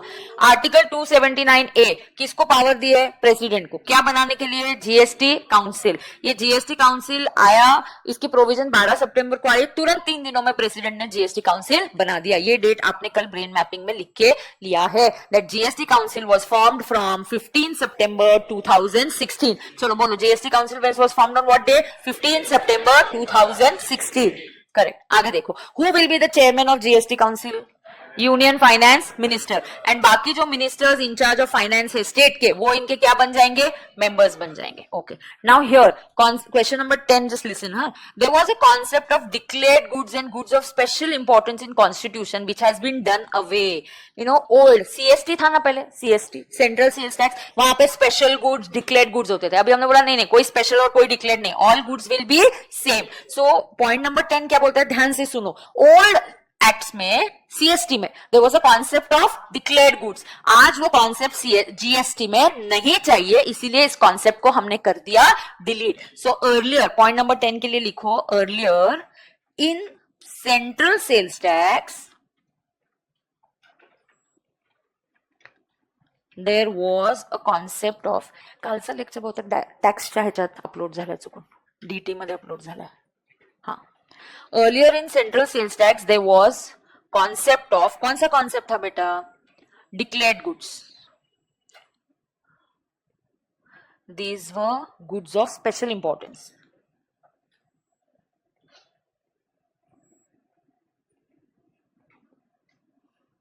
These were what? Goods of special importance. Now, this concept has been deleted as not required in GST. As not required in GST. This concept has been deleted because it is not required in GST. बरोबर है का? अरे हाँ ना. आगे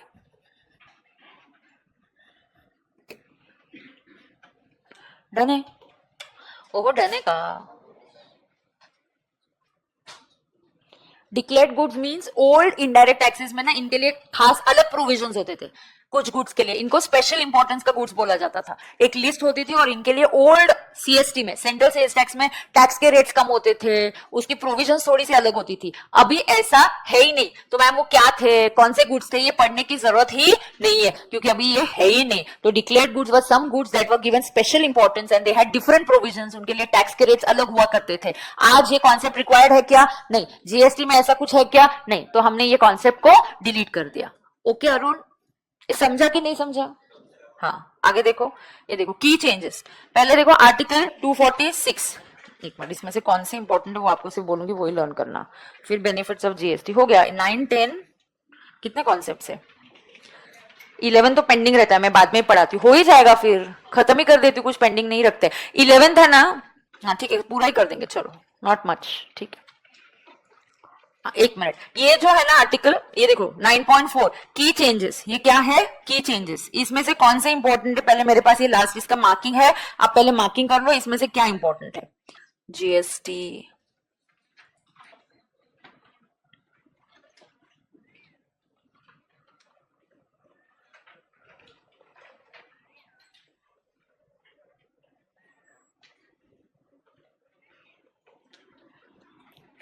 कुछ भी important नहीं है, मुझे तो ऐसा ही लग रहा है इधर. ठीक है, चलो यहीं से पढ़ाते हो आपको. ओ माय गॉड, चलो पे अटेंशन. Are we ready? चलो चलो. पहला 246A. What is 246A? 246A में क्या बोला है पता है क्या? सर्कल करो. चलो जल्दी मेरे साथ कीवर्ड्स मार्किंग करो. 246A में बोला है कि जीएसटी से रिलेटेड लॉज अगर इंट्रास्टेट सप्लाईज के है, लिखो इंट्रास्टेट, ऊपर लिखो ऐसे, इंट्रास्टेट सप्लाईज से रिलेटेड लॉ कौन बनाएगा? लॉ कौन बनाएगा? पार्लियामेंट भी बनाएगा. क्यों मैम? क्योंकि इंट्रास्टेट पे सीजीएसटी भी लगता है. तो सीजीएसटी आया मतलब कौन लॉ बनाएगा? पार्लियामेंट. और मैम उस पे एसजीएसटी भी लगता है. आइयो, एसजीएसटी भी आया तो लॉ कौन बनाएगा? स्टेट बनाएगा. पार्लियामेंट का मतलब हमेशा होता है सेंट्रल गवर्नमेंट. तो इंट्रास्टेट सप्लाई हुआ मतलब इंट्रास्टेट सेल हुआ तो उस पर लॉ कौन बनाएगा? पार्लियामेंट और स्टेट. तुमको समझ में आता है कि कॉन्स्टिट्यूशन में ये सब बोलना जरूरी है कि टैक्स के पैसे कौन लेगा, शेयरिंग किसके साथ होगा, कौन सा गवर्नमेंट लॉ बना सकता है, कौन नहीं बना सकता है. तो ये सब कॉन्स्टिट्यूशन में अमेंडमेंट करना पड़ता है, फिर जीएसटी आएगा. ऐसे नहीं आएगा जीएसटी. हाँ, अब देखो, एंड इंटरस्टेट. अच्छा, इंपोर्ट्स को क्या माना जाता है? इंटरस्टेट. करेक्ट. तो इंटरस्टेट सप्लाई पे लॉ कौन बना सकता है? ओनली सीजी, मतलब ओनली पार्लियामेंट. स्टेट गवर्नमेंट को बोलने का तुम्हारा इधर कोई आने जाना, तुम्हारा कोई मतलब नहीं है इधर.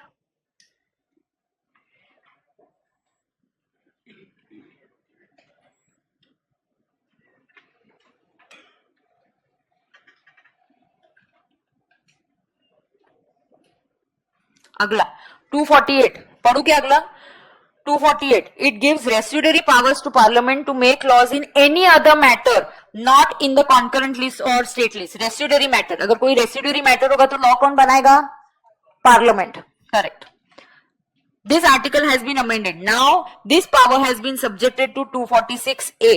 Not important. Not important. 248 not important. 249 देखो, grants the parliament to make laws with respect to matter in the state list in national interest in case where council of states has declared a resolution supported by not less than 2/3 of the member. Now listen, generally matter is in state list, but can central government make law about it? Yes, अगर वो national interest का issue है और more than 2/3 of the people have supported the government, then they can make a law even on a matter given in the state list. Again, I don't think this is that important. ये सारे amendments constitution के जो है ना laws, article दिया है module में दिया है, इसीलिए हमको भी कवर करना पड़ रहा है. कभी भी इसके ऊपर सवाल पूछे नहीं गए. We have really better things to ask. कुछ भी चैप्टर नहीं, आगे के चैप्टर्स जो है वो रियल चैप्टर्स है. ठीक है, अब देखो 250. सिमिलरली आर्टिकल 250 पार्लियामेंट को क्या बोलता है? To make laws with respect to any matter enumerated in the state list in case of emergency. Emergency declare कर दी या कुछ इमरजेंसी आ गई तो उस स्टेट में जो भी लिस्ट में मैटर्स है उसके ऊपर लॉ कौन बना सकेगा? Central government. 268. गरम होते हैं मन जरा सांगतो का? एसी बंद आहे का?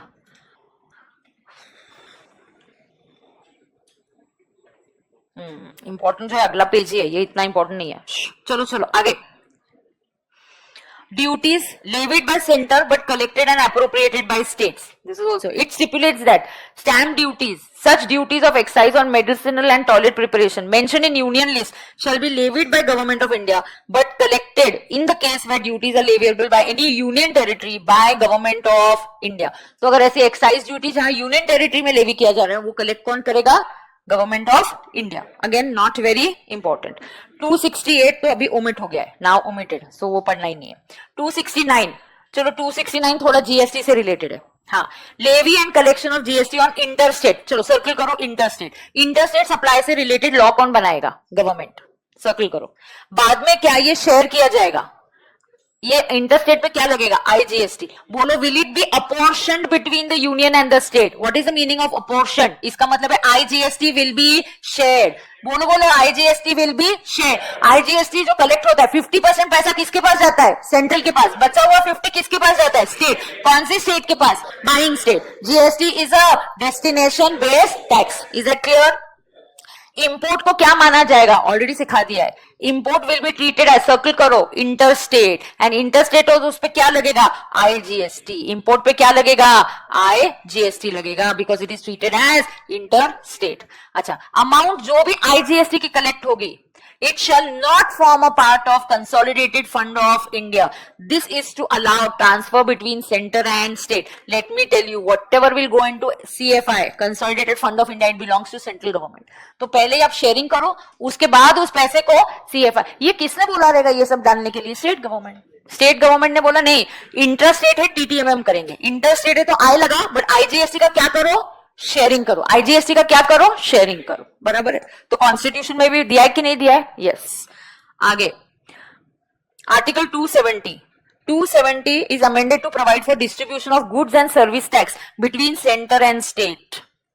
सेंटर और स्टेट के बीच में डिस्ट्रीब्यूट किया जाएगा. अच्छा, इट एम्पावर्स. 271 एक आर्टिकल है. तुमको पता है क्या? इनकम टैक्स भी जो कलेक्ट होता है ना, ध्यान दो, 2 मिनट ध्यान दो, पॉज करो. जो इनकम टैक्स कौन कलेक्ट करता है? तुमको पता है उसमें से लगभग 40 एंड 41% स्टेट्स को दिया जाता है. अलग अलग परसेंटेज होता है. Approx between 40 and 41% goes to the state government. Who decides this? The finance commission. And states को दिया जाता है 41. तो अगर हमने 100 कलेक्ट किया, मान के चलो 40-60 लेती हूँ, मैंने 100 कलेक्ट किया, सेंट्रल गवर्नमेंट ने. सेंट्रल गवर्नमेंट अपने पास कितना रखती है? 60. बचा हुआ 40 किसको जाएगा? स्टेट्स. अब उसमें से भी कौन से स्टेट को कितना जाएगा ये फाइनेंस कमीशन डिसाइड करती है. स्टेट का ज्योग्राफिक, पॉपुलेशन, ये सब फैक्टर्स देख के फिर डिसाइड किया जाता है कौन से स्टेट को कितना मिलेगा. समझ में आ रहा है कि नहीं? लेकिन जो सरचार्ज आता है ना इनकम टैक्स का, वो शेयर नहीं होता है. Surcharge and cess, HEC, income tax में जो लगता है, इनकम टैक्स जो कलेक्ट होता है वो शेयर होगा. लेकिन सरचार्ज, लेकिन क्या बोल रही हूं मैं, सरचार्ज और सेस जो है ये कभी भी डिस्ट्रीब्यूट नहीं होता. So that is what is saying article 271. देखो, CG can levy surcharge and cess on various taxes. This surcharge is not shared, कर दो, is not shared with the states. Surcharge कभी भी शेयर्स के साथ स्टेट्स के साथ शेयर नहीं होता। फिर गवर्नमेंट ने तुरंत मुद्दा उठाया, what if you levy surcharge on GST, वो भी शेयर नहीं होगा क्या? नहीं, फिर हमने बोल दिया centre can not levy surcharge and cess on GST. देखो स्टेट्स को बहुत इनसिक्योरिटी है, स्टेट्स क्या बोलती है, सेंट्रल गवर्नमेंट सिर्फ हमको नाम के लिए पावर दे देगी। समझा कि नहीं समझा? बोलो, क्या सेंट्रल गवर्नमेंट सरचार्ज लगा सकती है? हाँ, they can levy surcharge and cess. ये सरचार्ज और सेस कभी भी स्टेट्स के साथ शेयर नहीं होता। फिर स्टेट्स बोले फिर जीएसटी का क्या, तुम जीएसटी का टैक्स रेट कम कर दोगे, उस पर सरचार्ज लगा दोगे, वो अपने पास रखोगे। फिर उन्होंने बोला रुको रुको, वो जो आर्टिकल 271 है उधर अमेंड कर देते हैं, उधर लिख देते हैं कि सेंट्रल गवर्नमेंट के not levy surcharge and cess on GST, they can not levy surcharge and cess on GST. States are very insecure, this is from the past experience. Service tax के साथ वैसा ही हुआ था, उनको बोला गया था सर्विस टैक्स आने दो, पैसे शेयर करेंगे आपके साथ, 1 रुपया नहीं दिया कभी भी स्टेट गवर्नमेंट्स को। समझा क्या? यस। आगे 286 बोलता है GST shall state shall not impose GST on supply outside the state. We know that they can not do anything on imports and exports. State सिर्फ इंट्रा स्टेट पे टैक्स लगा सकती है, आउटसाइड सेल पे नहीं, इंपोर्ट्स पे नहीं, exports पे नहीं। We know that. 279 is important. 279 क्या? प्रेसिडेंट क्या फॉर्म करेंगे? GST council. What is GST council? Joint forum. बरोबर है का? अगला ये वाला आर्टिकल, इसको देंगे 2 3 4 5 स्टार मार्क्स। बोलो जीएसटी की मीनिंग क्या है? जीएसटी की मीनिंग क्या है? बोलो, what is the meaning of GST? GST means tax on supply of G और एस और both except alcoholic liquor for human consumption. चलो चलो रिपीट करो, what is GST? is supply tax on supply of G or S or both except alcoholic liquor for human consumption. G stands for goods, S stands for services. Okay state में क्या क्या आएगा ये भी already सिखा दिया। बोलो state की डेफिनेशन क्या है? State means state plus UTs having legislature. बरोबर है का? ये सर्विस और गुड्स की डेफिनेशन यहां नहीं पढ़ेंगे, आगे चैप्टर में डिटेल में पढ़ेंगे। ओके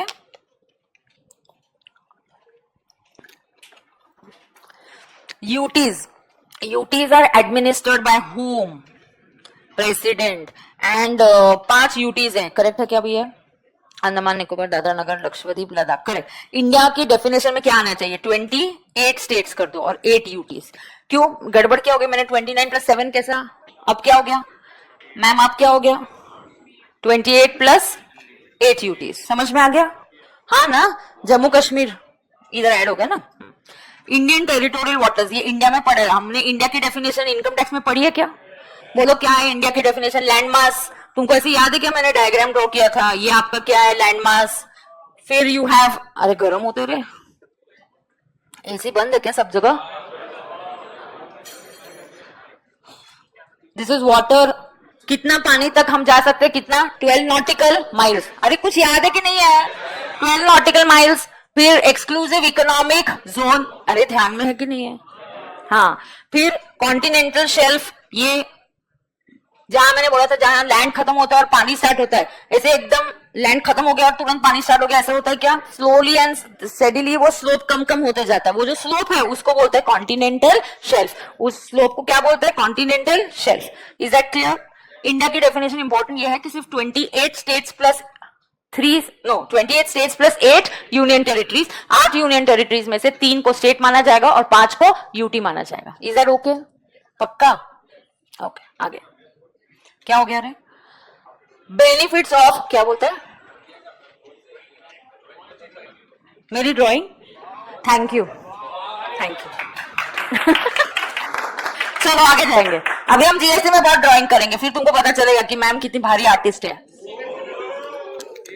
चलो हाँ, सीए नहीं तो वही मेरा बैकअप प्लान था। चलो अच्छा हो गया मैं सीए बन गई। चलो अब सुनो benefits of GST. Benefits of GST last में पढ़ते। चलो अब अकाउंटिंग एंट्रीज करते हैं। कॉन्सेप्ट 10 ये हो गया। 11 तो पेंडिंग रखने वाली हूँ, 11 आगे सिखाने वाली हूँ। 11 will be understood later with the chapter ahead pending. तो I have only 2 concepts remaining now, 10 and 11। Wow, तो खत्म ही हो गया फिर। हाँ एक कॉन्सेप्ट स्किप किया ऊपर, 4 ठीक है, कर देंगे, खत्म कर देंगे। चलो अब सुनो। Wow, I tell you this also then. ठीक है, ITC utilise accounting entries.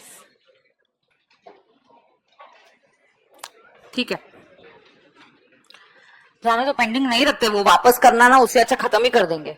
Don't you feel it's better that chapter 1 एक बार ओके हो जाएगा तो फिर अपन स्टार्ट ही कर सकते हैं, बराबर है ना कि नहीं? क्या करना है तुमको? करवाई दो ना चैप्टर 1 खत्म।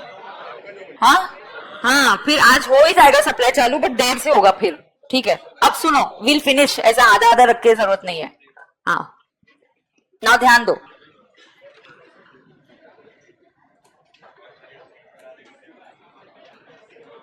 स्वप्न ने भी ड्राइंग बनाई थी आज, मैंने नहीं सिखाया ड्राइंग उसको। ड्राइंग की क्लास हमने सबने हर्षद सर से लेनी चाहिए। Harshad does nice drawing.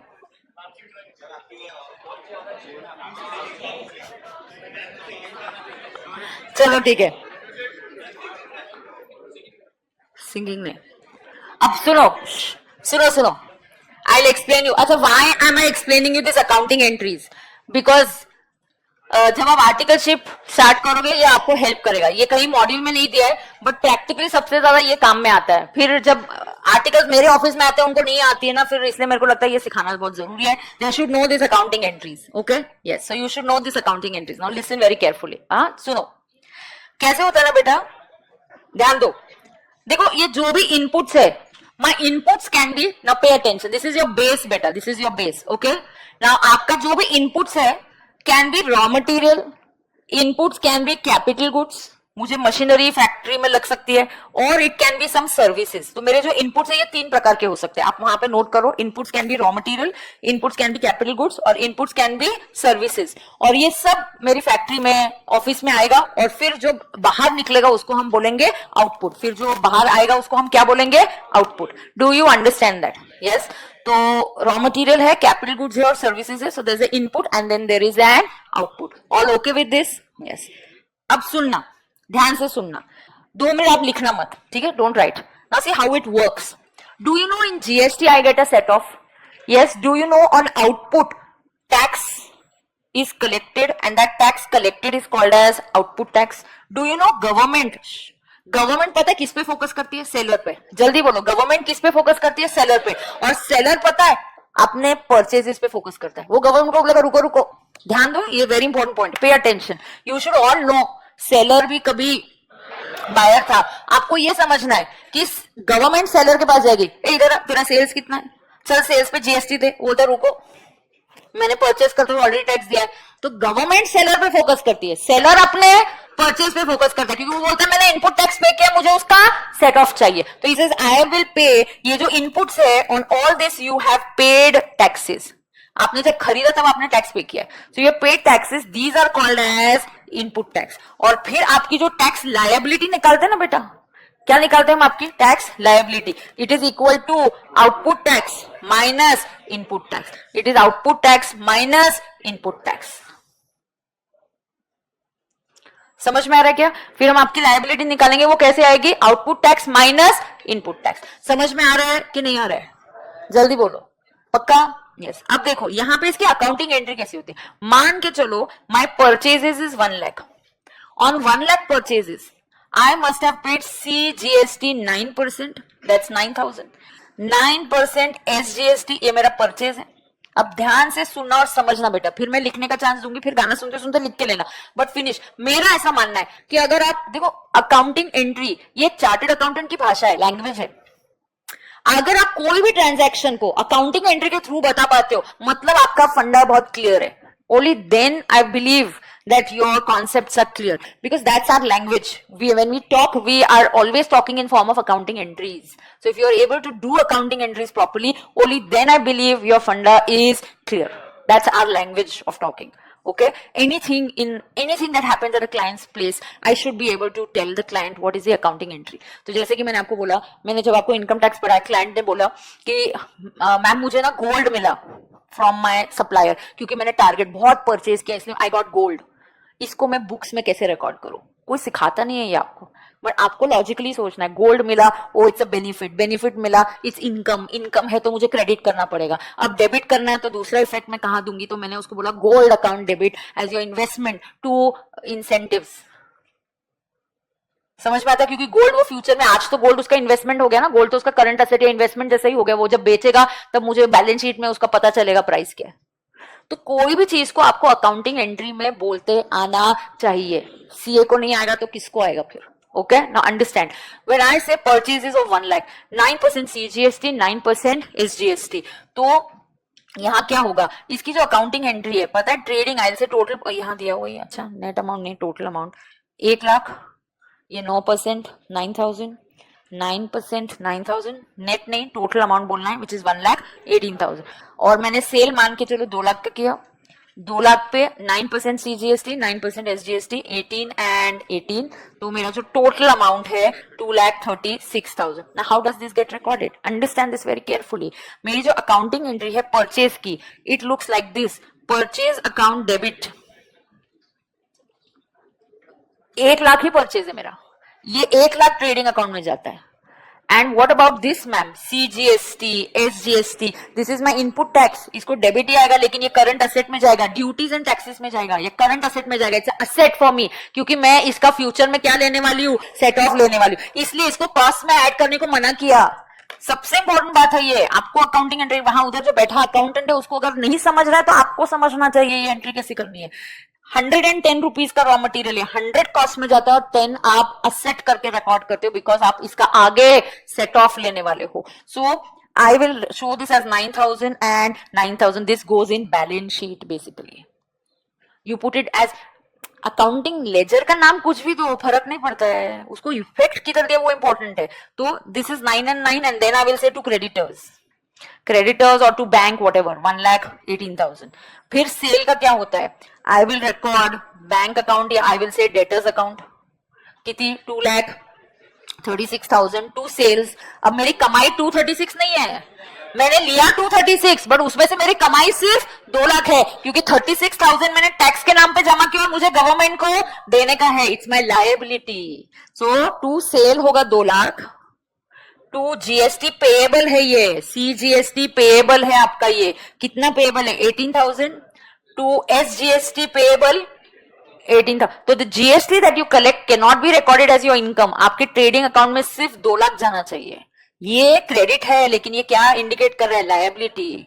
और 2 लाख क्या इंडिकेट कर रहा है ट्रेडिंग अकाउंट में, आपकी कमाई। मेरा सेल 2 लाख का है बेटा, आपको 236 दिए तो भी 236 पूरी आपकी कमाई नहीं है। अब इसका इफेक्ट क्या होता है, ट्रेडिंग अकाउंट में सेल रिकॉर्ड होता है 2 लाख, परचेजेस रिकॉर्ड होगा 1 लाख। और ma'am what about that, oops,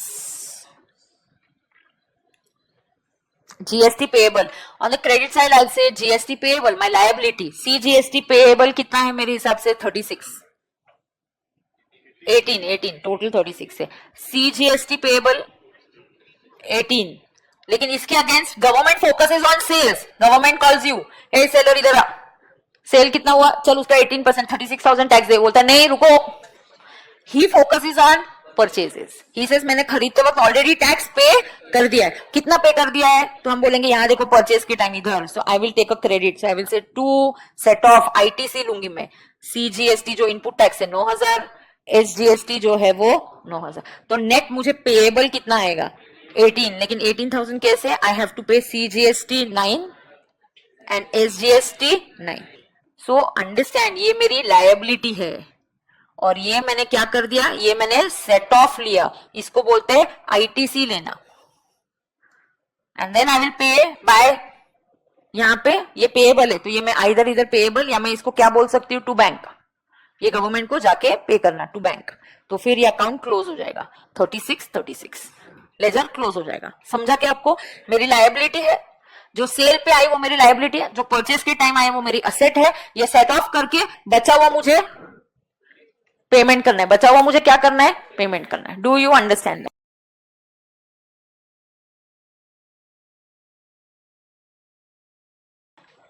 How is ITC utilized? Now there's a concept of how is ITC utilized. अब ITC जो है वो कैसे यूटिलाइज होता है, ये बहुत ही इंपॉर्टेंट बात है, we are going to learn it again, ये फिर से सीखने वाले हैं, बट थोड़ा यहाँ पे जानना भी जरूरी होता है। यहाँ पे लिखो there is a separate chapter, but फिर भी मैं थोड़ा यहाँ सिखाऊंगी, separate chapter called as input tax credit, अलग चैप्टर है, इस पे क्वेश्चंस भी आते हैं, कंपलसरी क्वेश्चन आता है, इस पे क्या आता है, एक कंपलसरी फर्स्ट क्वेश्चन जो होता है ना, जीएसटी में जैसे इनकम टैक्स में एक पहला क्वेश्चन कंपलसरी होता है, वैसे जीएसटी में भी एक क्वेश्चन कंपलसरी होता है, वो इसी कॉन्सेप्ट पे आता है कंपलसरी। और ये इनपुट टैक्स क्रेडिट नाम का चैप्टर सबसे इंपॉर्टेंट चैप्टर है जीएसटी का, जो मैं अलग से पढ़ाने वाली हूँ, बट फिर भी अभी थोड़ा बहुत यहाँ बताऊंगी। तो यहाँ से कंपलसरी क्वेश्चन आता है, अब सुन के लेना, pause. So this is a very important concept. Are we ready now? Are we ready? सब लोग रेडी है? ध्यान दो, अभी ध्यान दो, pay attention. Do you all understand that there are two aspects in GST? One is input and the other is output. चलो चलो जल्दी सीधे बैठेंगे सब लोग और समझ के लेंगे दो कॉन्सेप्ट्स ये फटाफट से। एक एस्पेक्ट है इनपुट, दूसरा एस्पेक्ट है आउटपुट। इनपुट पे मैं टैक्स पे करती हूँ, called as input taxes. Output पे मैं टैक्स कलेक्ट करती हूँ, जैसे मेरे प्रोडक्ट के लिए पैसे लेती हूँ, टैक्स कलेक्ट करती हूँ, सेट ऑफ लेके बचा हुआ टैक्स में किसको देती हूँ? गवर्नमेंट को। अब ये सेट ऑफ के कोई रूल्स है क्या? Of course. Do you think government will just say कोई भी टैक्स किसके अगेंस्ट भी सेट ऑफ करो? नहीं, यहाँ पे सेट ऑफ के रूल्स है, बहुत ध्यान से सुन के लेना।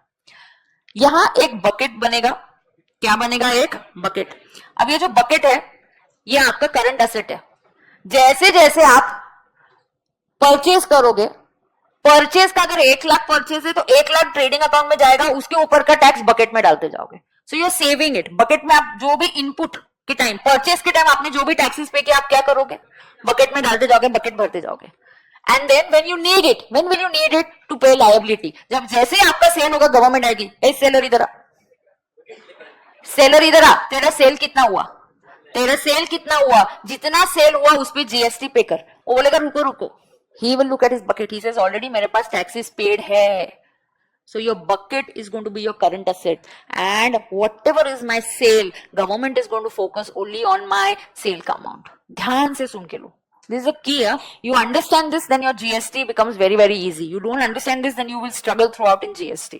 Understand that there is a sale happening, government is focusing on sale, seller जो है he is focusing on his purchase, and purchase मतलब जो भी taxes paid it goes into his bucket. अब I purchase, ध्यान से सुनना, मैंने 1 लाख का परचेज किया, 1 लाख का परचेज मैंने महाराष्ट्र से किया, तो मेरे बकेट में 9,000 CGST जाएगा, 9,000 SGST जाएगा। ये सब मेरे कहां चले जाएगा? ये मेरा बकेट में चला जाएगा। Moment I pay taxes I have to put them into the bucket. Moment I pay taxes I have to put them into my bucket. अब माय बकेट में suppose this was purchase within Maharashtra, now I might also purchase 50,000। ये एक purchase हो गया। दूसरा, ये उसके taxes हो गए। दूसरा, मैंने 50,000 परचेज किया इंटर स्टेट, मैंने दूसरे स्टेट से परचेज किया। अब मैं इसके ऊपर क्या पे करूंगी? मान के चलो 18%, आई विल पे 9,000 IGST। तो 50,000 ट्रेडिंग अकाउंट में, परचेज का बिल आएगा, परचेज के बिल पे लिख के आएगा 50,000, नीचे जीएसटी। हर बिल टॉपिंग के साथ आता है, यहाँ जीएसटी की टॉपिंग है। जो भी आप खर्चा करोगे हमेशा उसके ऊपर जीएसटी की टॉपिंग होगी। आप क्या करोगे? जो भी खर्चा करोगे उस पर क्या होगा? जीएसटी का टॉपिंग आएगा। तो मैंने क्या खर्चा किया? 50,000 खर्चा किया, उसके ऊपर आईजीएसटी का टॉपिंग आया। आई क्यों आया? क्योंकि इंटरस्टेट है। ओ, मैंने 1 लाख परचेज किया, ओहो वो कहां से खरीदा? विद इन द स्टेट, तो उसके ऊपर सीजीएसटी एसजीएसटी की टॉपिंग आई, because it is interstate. But हर खर्चे पे जीएसटी की टॉपिंग आने वाली है। अब ये परचेज की टॉपिंग है तो ये मैं सीधे से बकेट में डाल दूंगी। तो ये जो मेरा टॉपिंग है ये कहां चला जाएगा? ये सारा, क्योंकि मेरे परचेज का है, ये कहां जाएगा? मेरी बकेट में जाएगा। अब मेरे बकेट में जो भी टैक्सेस है मुझे सेट ऑफ मिलेगा। भरते जाओ भरते जाओ, जैसे हम पानी भरते जा रहे हैं, फिर जब यूज आएगा तब हम उसको यूज करेंगे। Bucket is an asset for you, bucket is an asset for you because you gonna use it. Now moment I did a sale, pay attention, मैंने क्या किया? सेल किया। Now my sale is let's say 5 lakhs। I sold in Maharashtra. When I sold in Maharashtra, I will collect 9% CGST, 9% SGST. ये मेरा output tax है, और bucket में जो है वो मेरा इनपुट टैक्स है। कंफ्यूज करने का नहीं है। हर चीज के यहाँ 2 डायमेंशंस है। एक बायर यहाँ सेलर भी है, और एक जो पर्सन है वो सेलर भी है, और एक बायर भी है। We are at a very important point here. Now 5 lakhs का 9% बोलो, CGST कितना? 45,000। SGST कितना? 45। गवर्नमेंट किस पे फोकस करेगी? सेल पे। गवर्नमेंट बोलेगी सेलर इधर आ, सेल कितना हुआ? 5 lakhs। ओ चलो चलो पे taxes. He says wait. He says let me calculate VAT tax liability. He says wait, I'll calculate tax liability. Now how do you calculate tax liability? He will say okay, I have to pay CGST, I have to pay SGST. Ma'am ये combine करके एक ही column नहीं बना सकते? Not allowed, because सी का पैसा सी के government के पास जाएगा, एस का पैसा एस के पास जाएगा, आई का पैसा सेंट्रल के पास जाएगा जिसका शेयरिंग होता है। तो अगर आई टैक्स है तो आई के नाम से ही देना पड़ेगा, सी है तो सी के नाम से देना पड़ता है, एस है तो एस के नाम से ही देना पड़ता है। अब यहाँ पे मेरे टैक्स लायबिलिटी में पहला आता है आउटपुट टैक्स। आउटपुट टैक्स में आता है पहले आईजीएसटी, फिर सीजीएसटी, फिर एसजीएसटी। अब output tax is tax on sale. What was my sale? 5 lakhs. Observe, understand. My sale is how much? 5 lakhs. 5 lakhs में 45 and 45,000 है। कौन सा टैक्स है? 45,000 में सीजीएसटी को देना है, 45,000 मुझे एचजीएसटी को देना है। ये सेल गवर्नमेंट का पहले, government is focusing on your sale. You say wait I am not giving so much, wait मेरे पास बकेट है। बकेट क्या है? Input taxes. बकेट क्या है? Input taxes. Moment you come, आपको बिल आता है, ये बिल आया मेरे पास 1 लाख का बिल, उसके ऊपर टैक्सेस। जो बिल आता है 1 लाख का, मैं बोलूंगी परचेज खर्चे में डाल दो, और उसके ऊपर जो टॉपिंग है उसको बकेट में डालेंगे, उसका सेट ऑफ लेंगे। क्या लेंगे? उसका सेट ऑफ लेंगे। जो जीएसटी का टॉपिंग आता है उसको हम बकेट में डालते हैं, क्योंकि वो इनपुट टैक्स है। वो क्या है? Input tax. और लायबिलिटी कैसे निकलती है? Output tax minus input tax. ऐसा क्यों है? क्योंकि मुझे वैल्यू एडिशन टैक्स अचीव करना है। याद है ना आपको 90 रुपीज पे हमने 10% निकाला था, 9 रुपीज। ये अचीव ही होता है जब आप सेट ऑफ देते हो, तो वैल्यू एडिशन टैक्स है ये। अब देखो यहां बोलेंगे लेस आईटीसी। अब मैम कैसे करेंगे? अब बकेट निकालो। अब बकेट में मेरे पास क्या क्या है? अब बकेट में मेरे पास देखो क्या है, देखो बकेट में क्या है मैम, सीजीएसटी 9,000, एसजीएसटी 9,000 और आईजीएसटी 9,000। अब बकेट में से हमेशा पहले निकलता है आईजीएसटी, ये रूल है। अच्छा मैम क्या आईएस के अगेंस्ट सेट ऑफ होता है? एस, ये ही तो सिखा रही हो अभी, अब वही रूल सिखा रही हूँ आपको। इसी के ऊपर सवाल आते हैं आपको, पहला क्वेश्चन आता है। आज इस पे ज्यादा डिस्कशन नहीं होगा, मैं समझा दूंगी, टॉपिक खत्म हो जाएगा। इसके ऊपर चर्चा, डिस्कशन, प्रॉब्लम सॉल्विंग कब होगा? There is a separate chapter. तो यहां देखो आप क्या होगा, बकेट में से पहले कंपलसरी है क्या मैम आईजीएसटी को निकालना? हाँ, तो आईजीएसटी कितना है बकेट में? 9,000। अब आईजीएसटी किसके अगेंस्ट सेट ऑफ हो सकता है? पहले वो खुद की मदद करेगा। पहले बकेट में से हमेशा आईजीएसटी निकलेगा। I will be use to first adjust IGST liability, then C और S in any order and any proportion. फिर वो किसको भी हेल्प करे? पहले किसको हेल्प करेगा? खुद को। आए पहले खुद को हेल्प करो, फिर तुम किसको हेल्प कर सकते हो? सी को या एस को। आप दोनों को इक्वली हाफ हाफ भी कर सकते हो। तो मैंने 9,000 निकाला, फर्स्ट मुझे यहां हेल्प करना चाहिए, बट आई को जरूरत नहीं है। फिर सेकंड में कहां जाऊंगी? तो मैं हाफ हाफ कर देती हूँ, 4,500 एंड सेकंड स्टेप पे 4,500। ये सेकंड स्टेप है। क्यों? आईजीएसटी का bucket can be use to pay IGST liability, second step में it can be use to pay CGST और SGST in any order and any proportion. अगर सी को जरूरत है पहले सी को मदद करो, तुमको लग रहा नहीं एस को जरूरत है पहले एस को करो, फ्लेक्सिबिलिटी आपको। ओके अब देखो दूसरा बकेट में से अभी निकलेगा सीजीएसटी। अब सीजीएसटी कितना था बकेट में? 9,000। तो सीजीएसटी पहले किसकी मदद करेगा? और C can never be use to pay S की लायबिलिटी। सीजीएसटी का input tax can be use to pay CGST की लायबिलिटी और आईजीएसटी की लायबिलिटी, लेकिन it can not be use to pay SGST की लायबिलिटी। ये रूल है। तो सीजीएसटी आएगा, वो पहले खुद को हेल्प करेगा, यहां तो पॉसिबल ही नहीं है। फिर बकेट में से आएगा एसजीएसटी जो 9,000 है। फर्स्ट स्टेप है वो खुद की हेल्प करेगा 9,000, एस को तो सी को हेल्प करना तो अलाउड ही नहीं है। तो बकेट में पड़ा हुआ जो टैक्स है पहले हमेशा आई को निकालने का। आईजीएसटी का input tax can be use to pay IGST की liability at first number, then CGST liability और SGST liability in any order. I खत्म हो गया, फिर किसको निकालने का? सी को। CGST can input tax can be use to pay CGST की liability at first point and second IGST, it can not help SGST. फिर बकेट में से निकला SGST. SGST can be use to help SGST की liability at first point, second IGST and it can not be use to help CGST. तो यहां हम बोलेंगे tax payable. अब आईजीएसटी कुछ नहीं था तो आईजीएसटी 0। ये 45,000 माइनस 4,500 माइनस 9,000 कितना? 31,500 एंड ये 45 माइनस 4,500 माइनस 9,000 31,500। तो आपको इतना कैश सीजीएसटी को देना है और इतना कैश आपको एसजीएसटी को देना है। Is that okay? अरे ओके का? अच्छा इसका और एक ऑप्शन आंसर ऐसा आ सकता है, सुन के लो। Infinite answers are possible. कितने आंसर्स पॉसिबल है? इनफाइनाइट। इनफाइनाइट कैसा? देखो इधर पहले आईजीएसटी, सीजीएसटी, एसजीएसटी। ध्यान से सुनो। लायबिलिटी मेरा आउटपुट टैक्स कितना है? आउटपुट टैक्स आय का कुछ नहीं है क्योंकि मैंने इंटरस्टेट सेल किया ही नहीं, मैंने 5 लाख का सेल किधर किया, सिर्फ महाराष्ट्र में। महाराष्ट्र में बेचोगे तो महाराष्ट्र का सीजीएसटी और एसजीएसटी और सीजीएसटी बराबर ना, इंटरस्टेट बेचोगे तो आईजीएसटी लगता। अरे सिखाया है ना। हाँ अब देखो आउटपुट टैक्स इधर कितना है सीजीएसटी का 45, तो ये 45 एंड 45। अब बकेट में से कौन निकलेगा, इनपुट टैक्स आईटीसी, पहले बकेट में से कौन निकलेगा,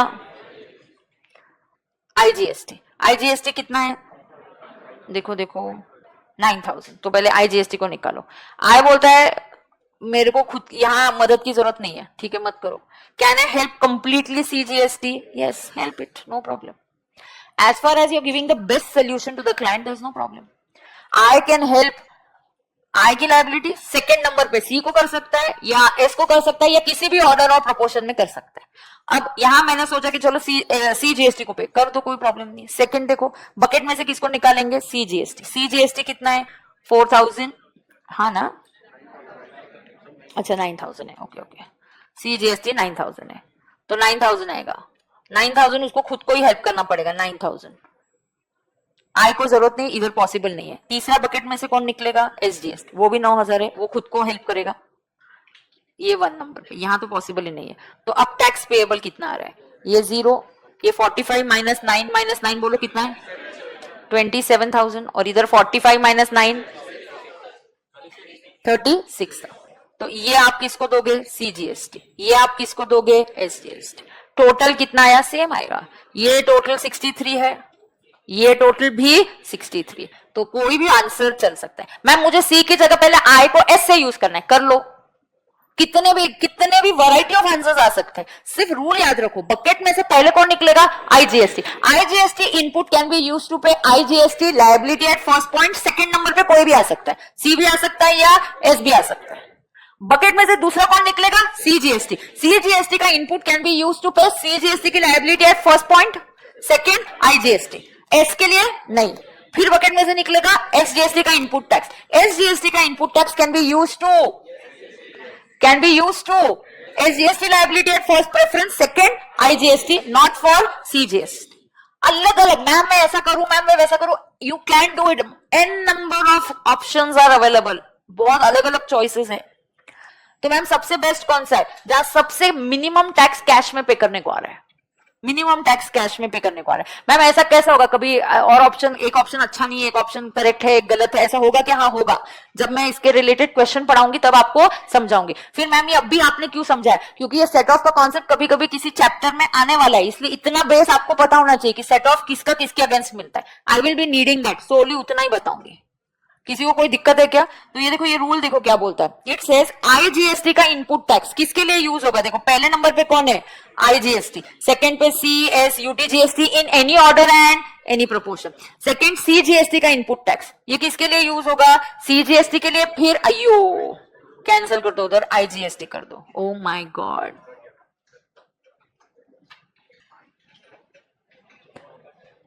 मैम बेस्ट सोल्यूशन कैसा होगा एंड में, टू पे स्टेट और सेंटर, मुझे क्या फर्क पड़ता है मैं सेंटर को दूं या स्टेट को दूं, मुझे तो मेरे लिए कैश तो कैश ही है ना, as far as total is the same, बराबर है।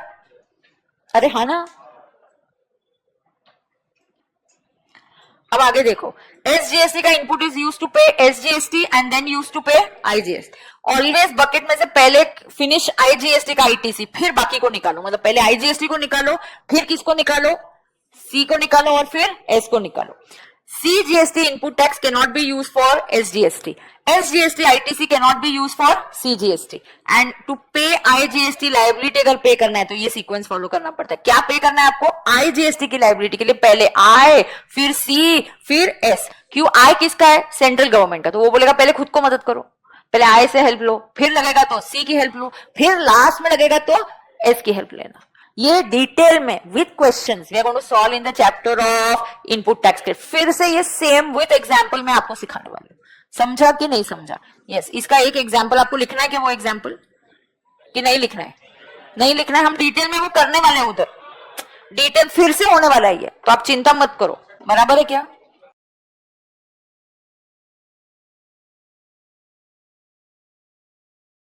ध्यान से सुनना।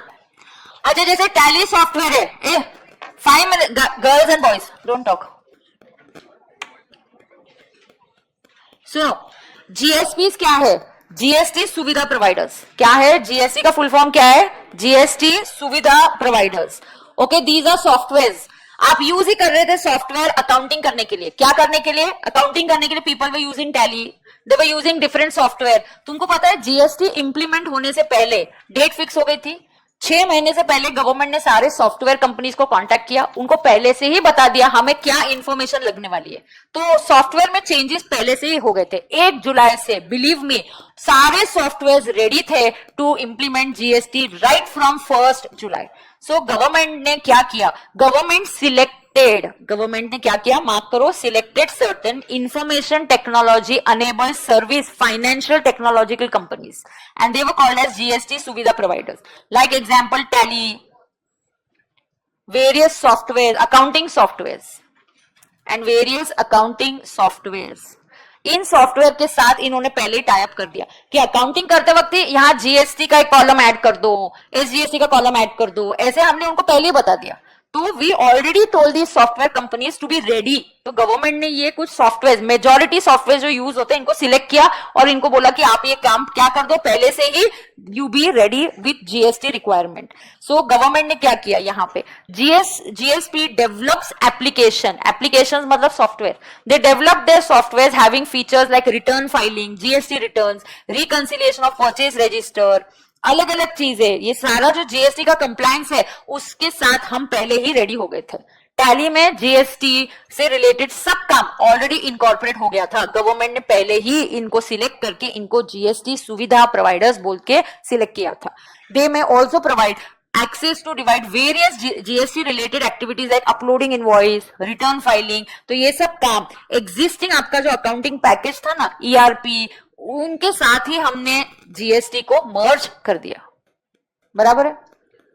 तो GSP is an additional channel being made available for helping facilitating the taxpayer for performing some functions। Basically software को गवर्नमेंट ने पहले से ही इंफॉर्मेशन बता दिया और उनके हिसाब से उनको रेडी करवा दिया था। बराबर है क्या? इस पे कोई थ्योरी क्वेश्चन नहीं आता है। Nothing on this, just nothing on this. अभी डन? तो अभी क्या बचा? सिर्फ बेनिफिट। चलो let's read it. You will have to learn. अगर थ्योरी क्वेश्चन आया तो आपको क्या लर्न करना पड़ेगा? 8 PM जूम मीटिंग है। किसकी है? अंकिता मैम की आज है। हाँ ठीक है, अच्छा ठीक है। अब तुम ध्यान दो, कॉन्सेप्ट 9, डोंट टॉक। चलो बेनिफिट्स ऑफ जीएसटी लिखो, learn for exam, learn for exams. चलो ध्यान देंगे कितने बेनिफिट्स है? 1 2 3 4। Okay let's start. I will explain, will finish it of. तो फर्स्ट चैप्टर हो जाएगा कंप्लीट। रेडी है? चलो ध्यान दो, ध्यान दो। रेडी है तुम? Pay attention. इकोनॉमिक बेनिफिट्स, पहले क्या है बोलो? Economic benefits. इकोनॉमिक बेनिफिट्स मतलब पहला सबसे इंपॉर्टेंट बेनिफिट है यूनिफाइड नेशनल मार्केट। सबसे important, one nation one tax था, हुआ कि नहीं? सब जगह का सेट ऑफ मिल रहा है। और इनडायरेक्ट टैक्सेस में आपने देखा अलग अलग स्टेट्स आए थे। उस दिन स्टेज पे कौन से स्टेट्स आए थे? महाराष्ट्र, गुजरात, राजस्थान। मैंने जो टैक्सेस सिर्फ महाराष्ट्र को दिया उसका ही सेट ऑफ मिला। गुजरात और राजस्थान में जो मैंने टैक्स पे किया उसका मुझे सेट ऑफ नहीं मिला। इसीलिए बट जीएसटी में मिलेगा। आईजीएसटी पे करूंगी मैं इंटरस्टेट और उस आईजीएसटी का सेट ऑफ मिलेगा। और इसको हमने बोला, हमने क्या क्रिएट किया? Unified national market. So GST, guys, GST aims to make India a common market, common tax rates and procedures। तुमको पता है पहले ओल्ड वैट होता था ना, हर स्टेट में कंपटीशन होती थी। टाटा नैनो अगर आपको याद होगा was first shifted to West Bengal, फिर वहां से जाके कहीं और। क्यों? क्या हुआ था वहां पे? स्टेट्स ने बोला था आपको कार मैन्युफैक्चर करनी है, महाराष्ट्र में सेल्स टैक्स कार मैन्युफैक्चरिंग पे इतना रेट है, हम 0% दे देंगे, set up your factory here. States were allowed to have different rates for VAT, but अब unified market, same tax rate, same procedure will be followed throughout India. So they said that we'll have a unified national market. Keyword underline करो, चलो जल्दी करो keyword.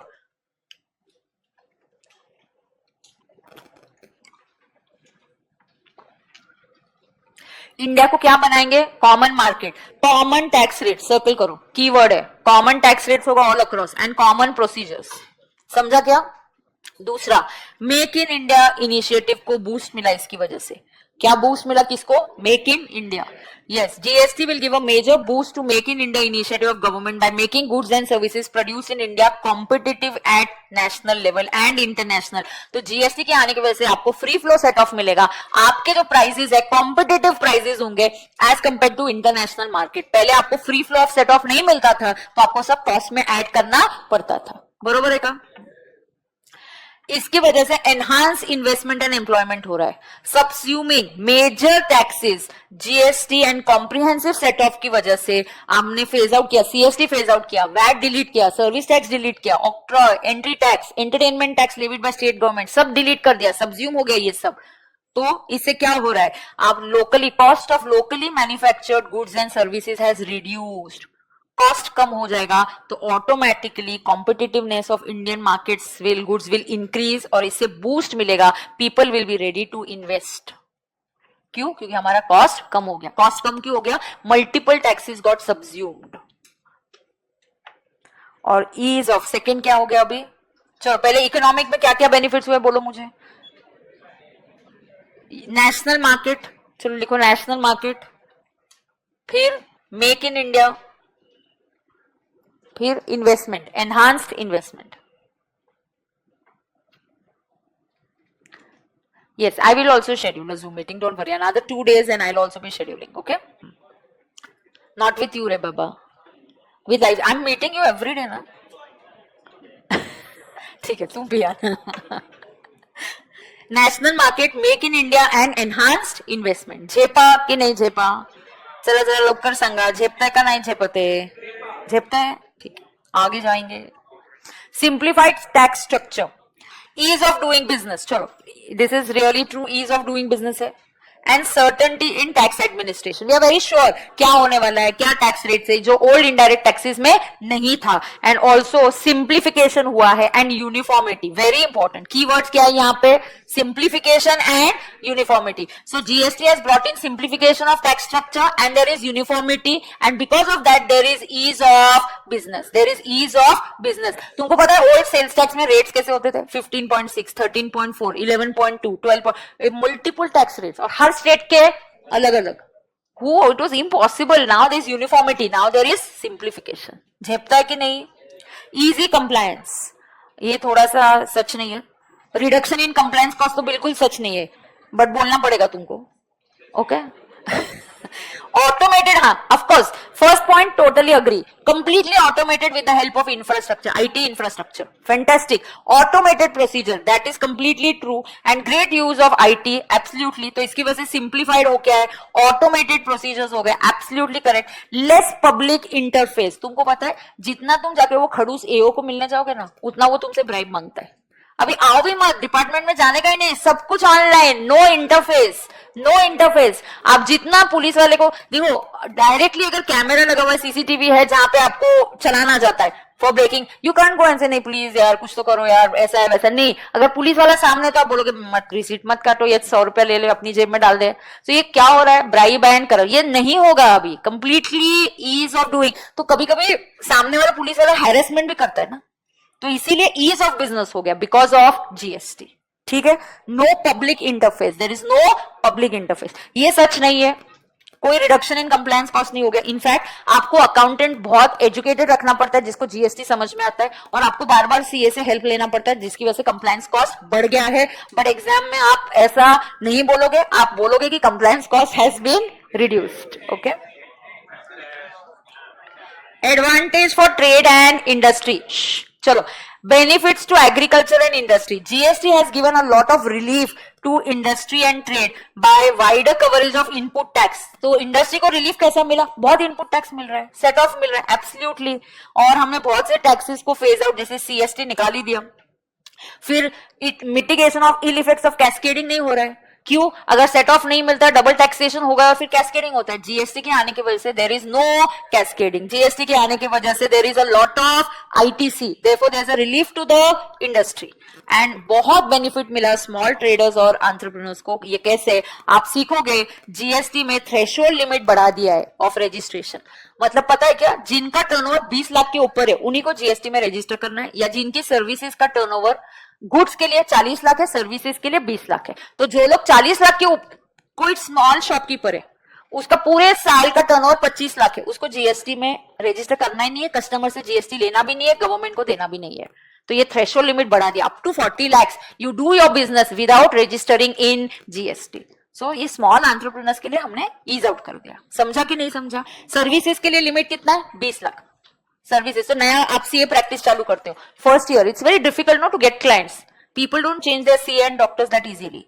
If you are happy with those, you will always stick to the same CA and understand। तो अगर आप नई practice start कर रहे हो, आपके पहले ईयर का टर्नओवर 8 लाख हुआ, 10 लाख हुआ, आपको जीएसटी में रजिस्टर नहीं करना है। सर्विसेज के लिए आपको रजिस्टर 20 लाख के ऊपर करना होता है और गुड्स के लिए आपको रजिस्टर 40 लाख के ऊपर करना होता है। तो इसीलिए स्मॉल एंटरप्रेन्योर्स को हमने थोड़ा सा रिलीफ दिया है by increasing the threshold limit. पहले कम था लिमिट, अभी थ्रेशोल्ड लिमिट हमने बढ़ा दिया है। तो आप विदाउट जीएसटी भी बिजनेस कर सकते हो कुछ लिमिट तक। Is that clear?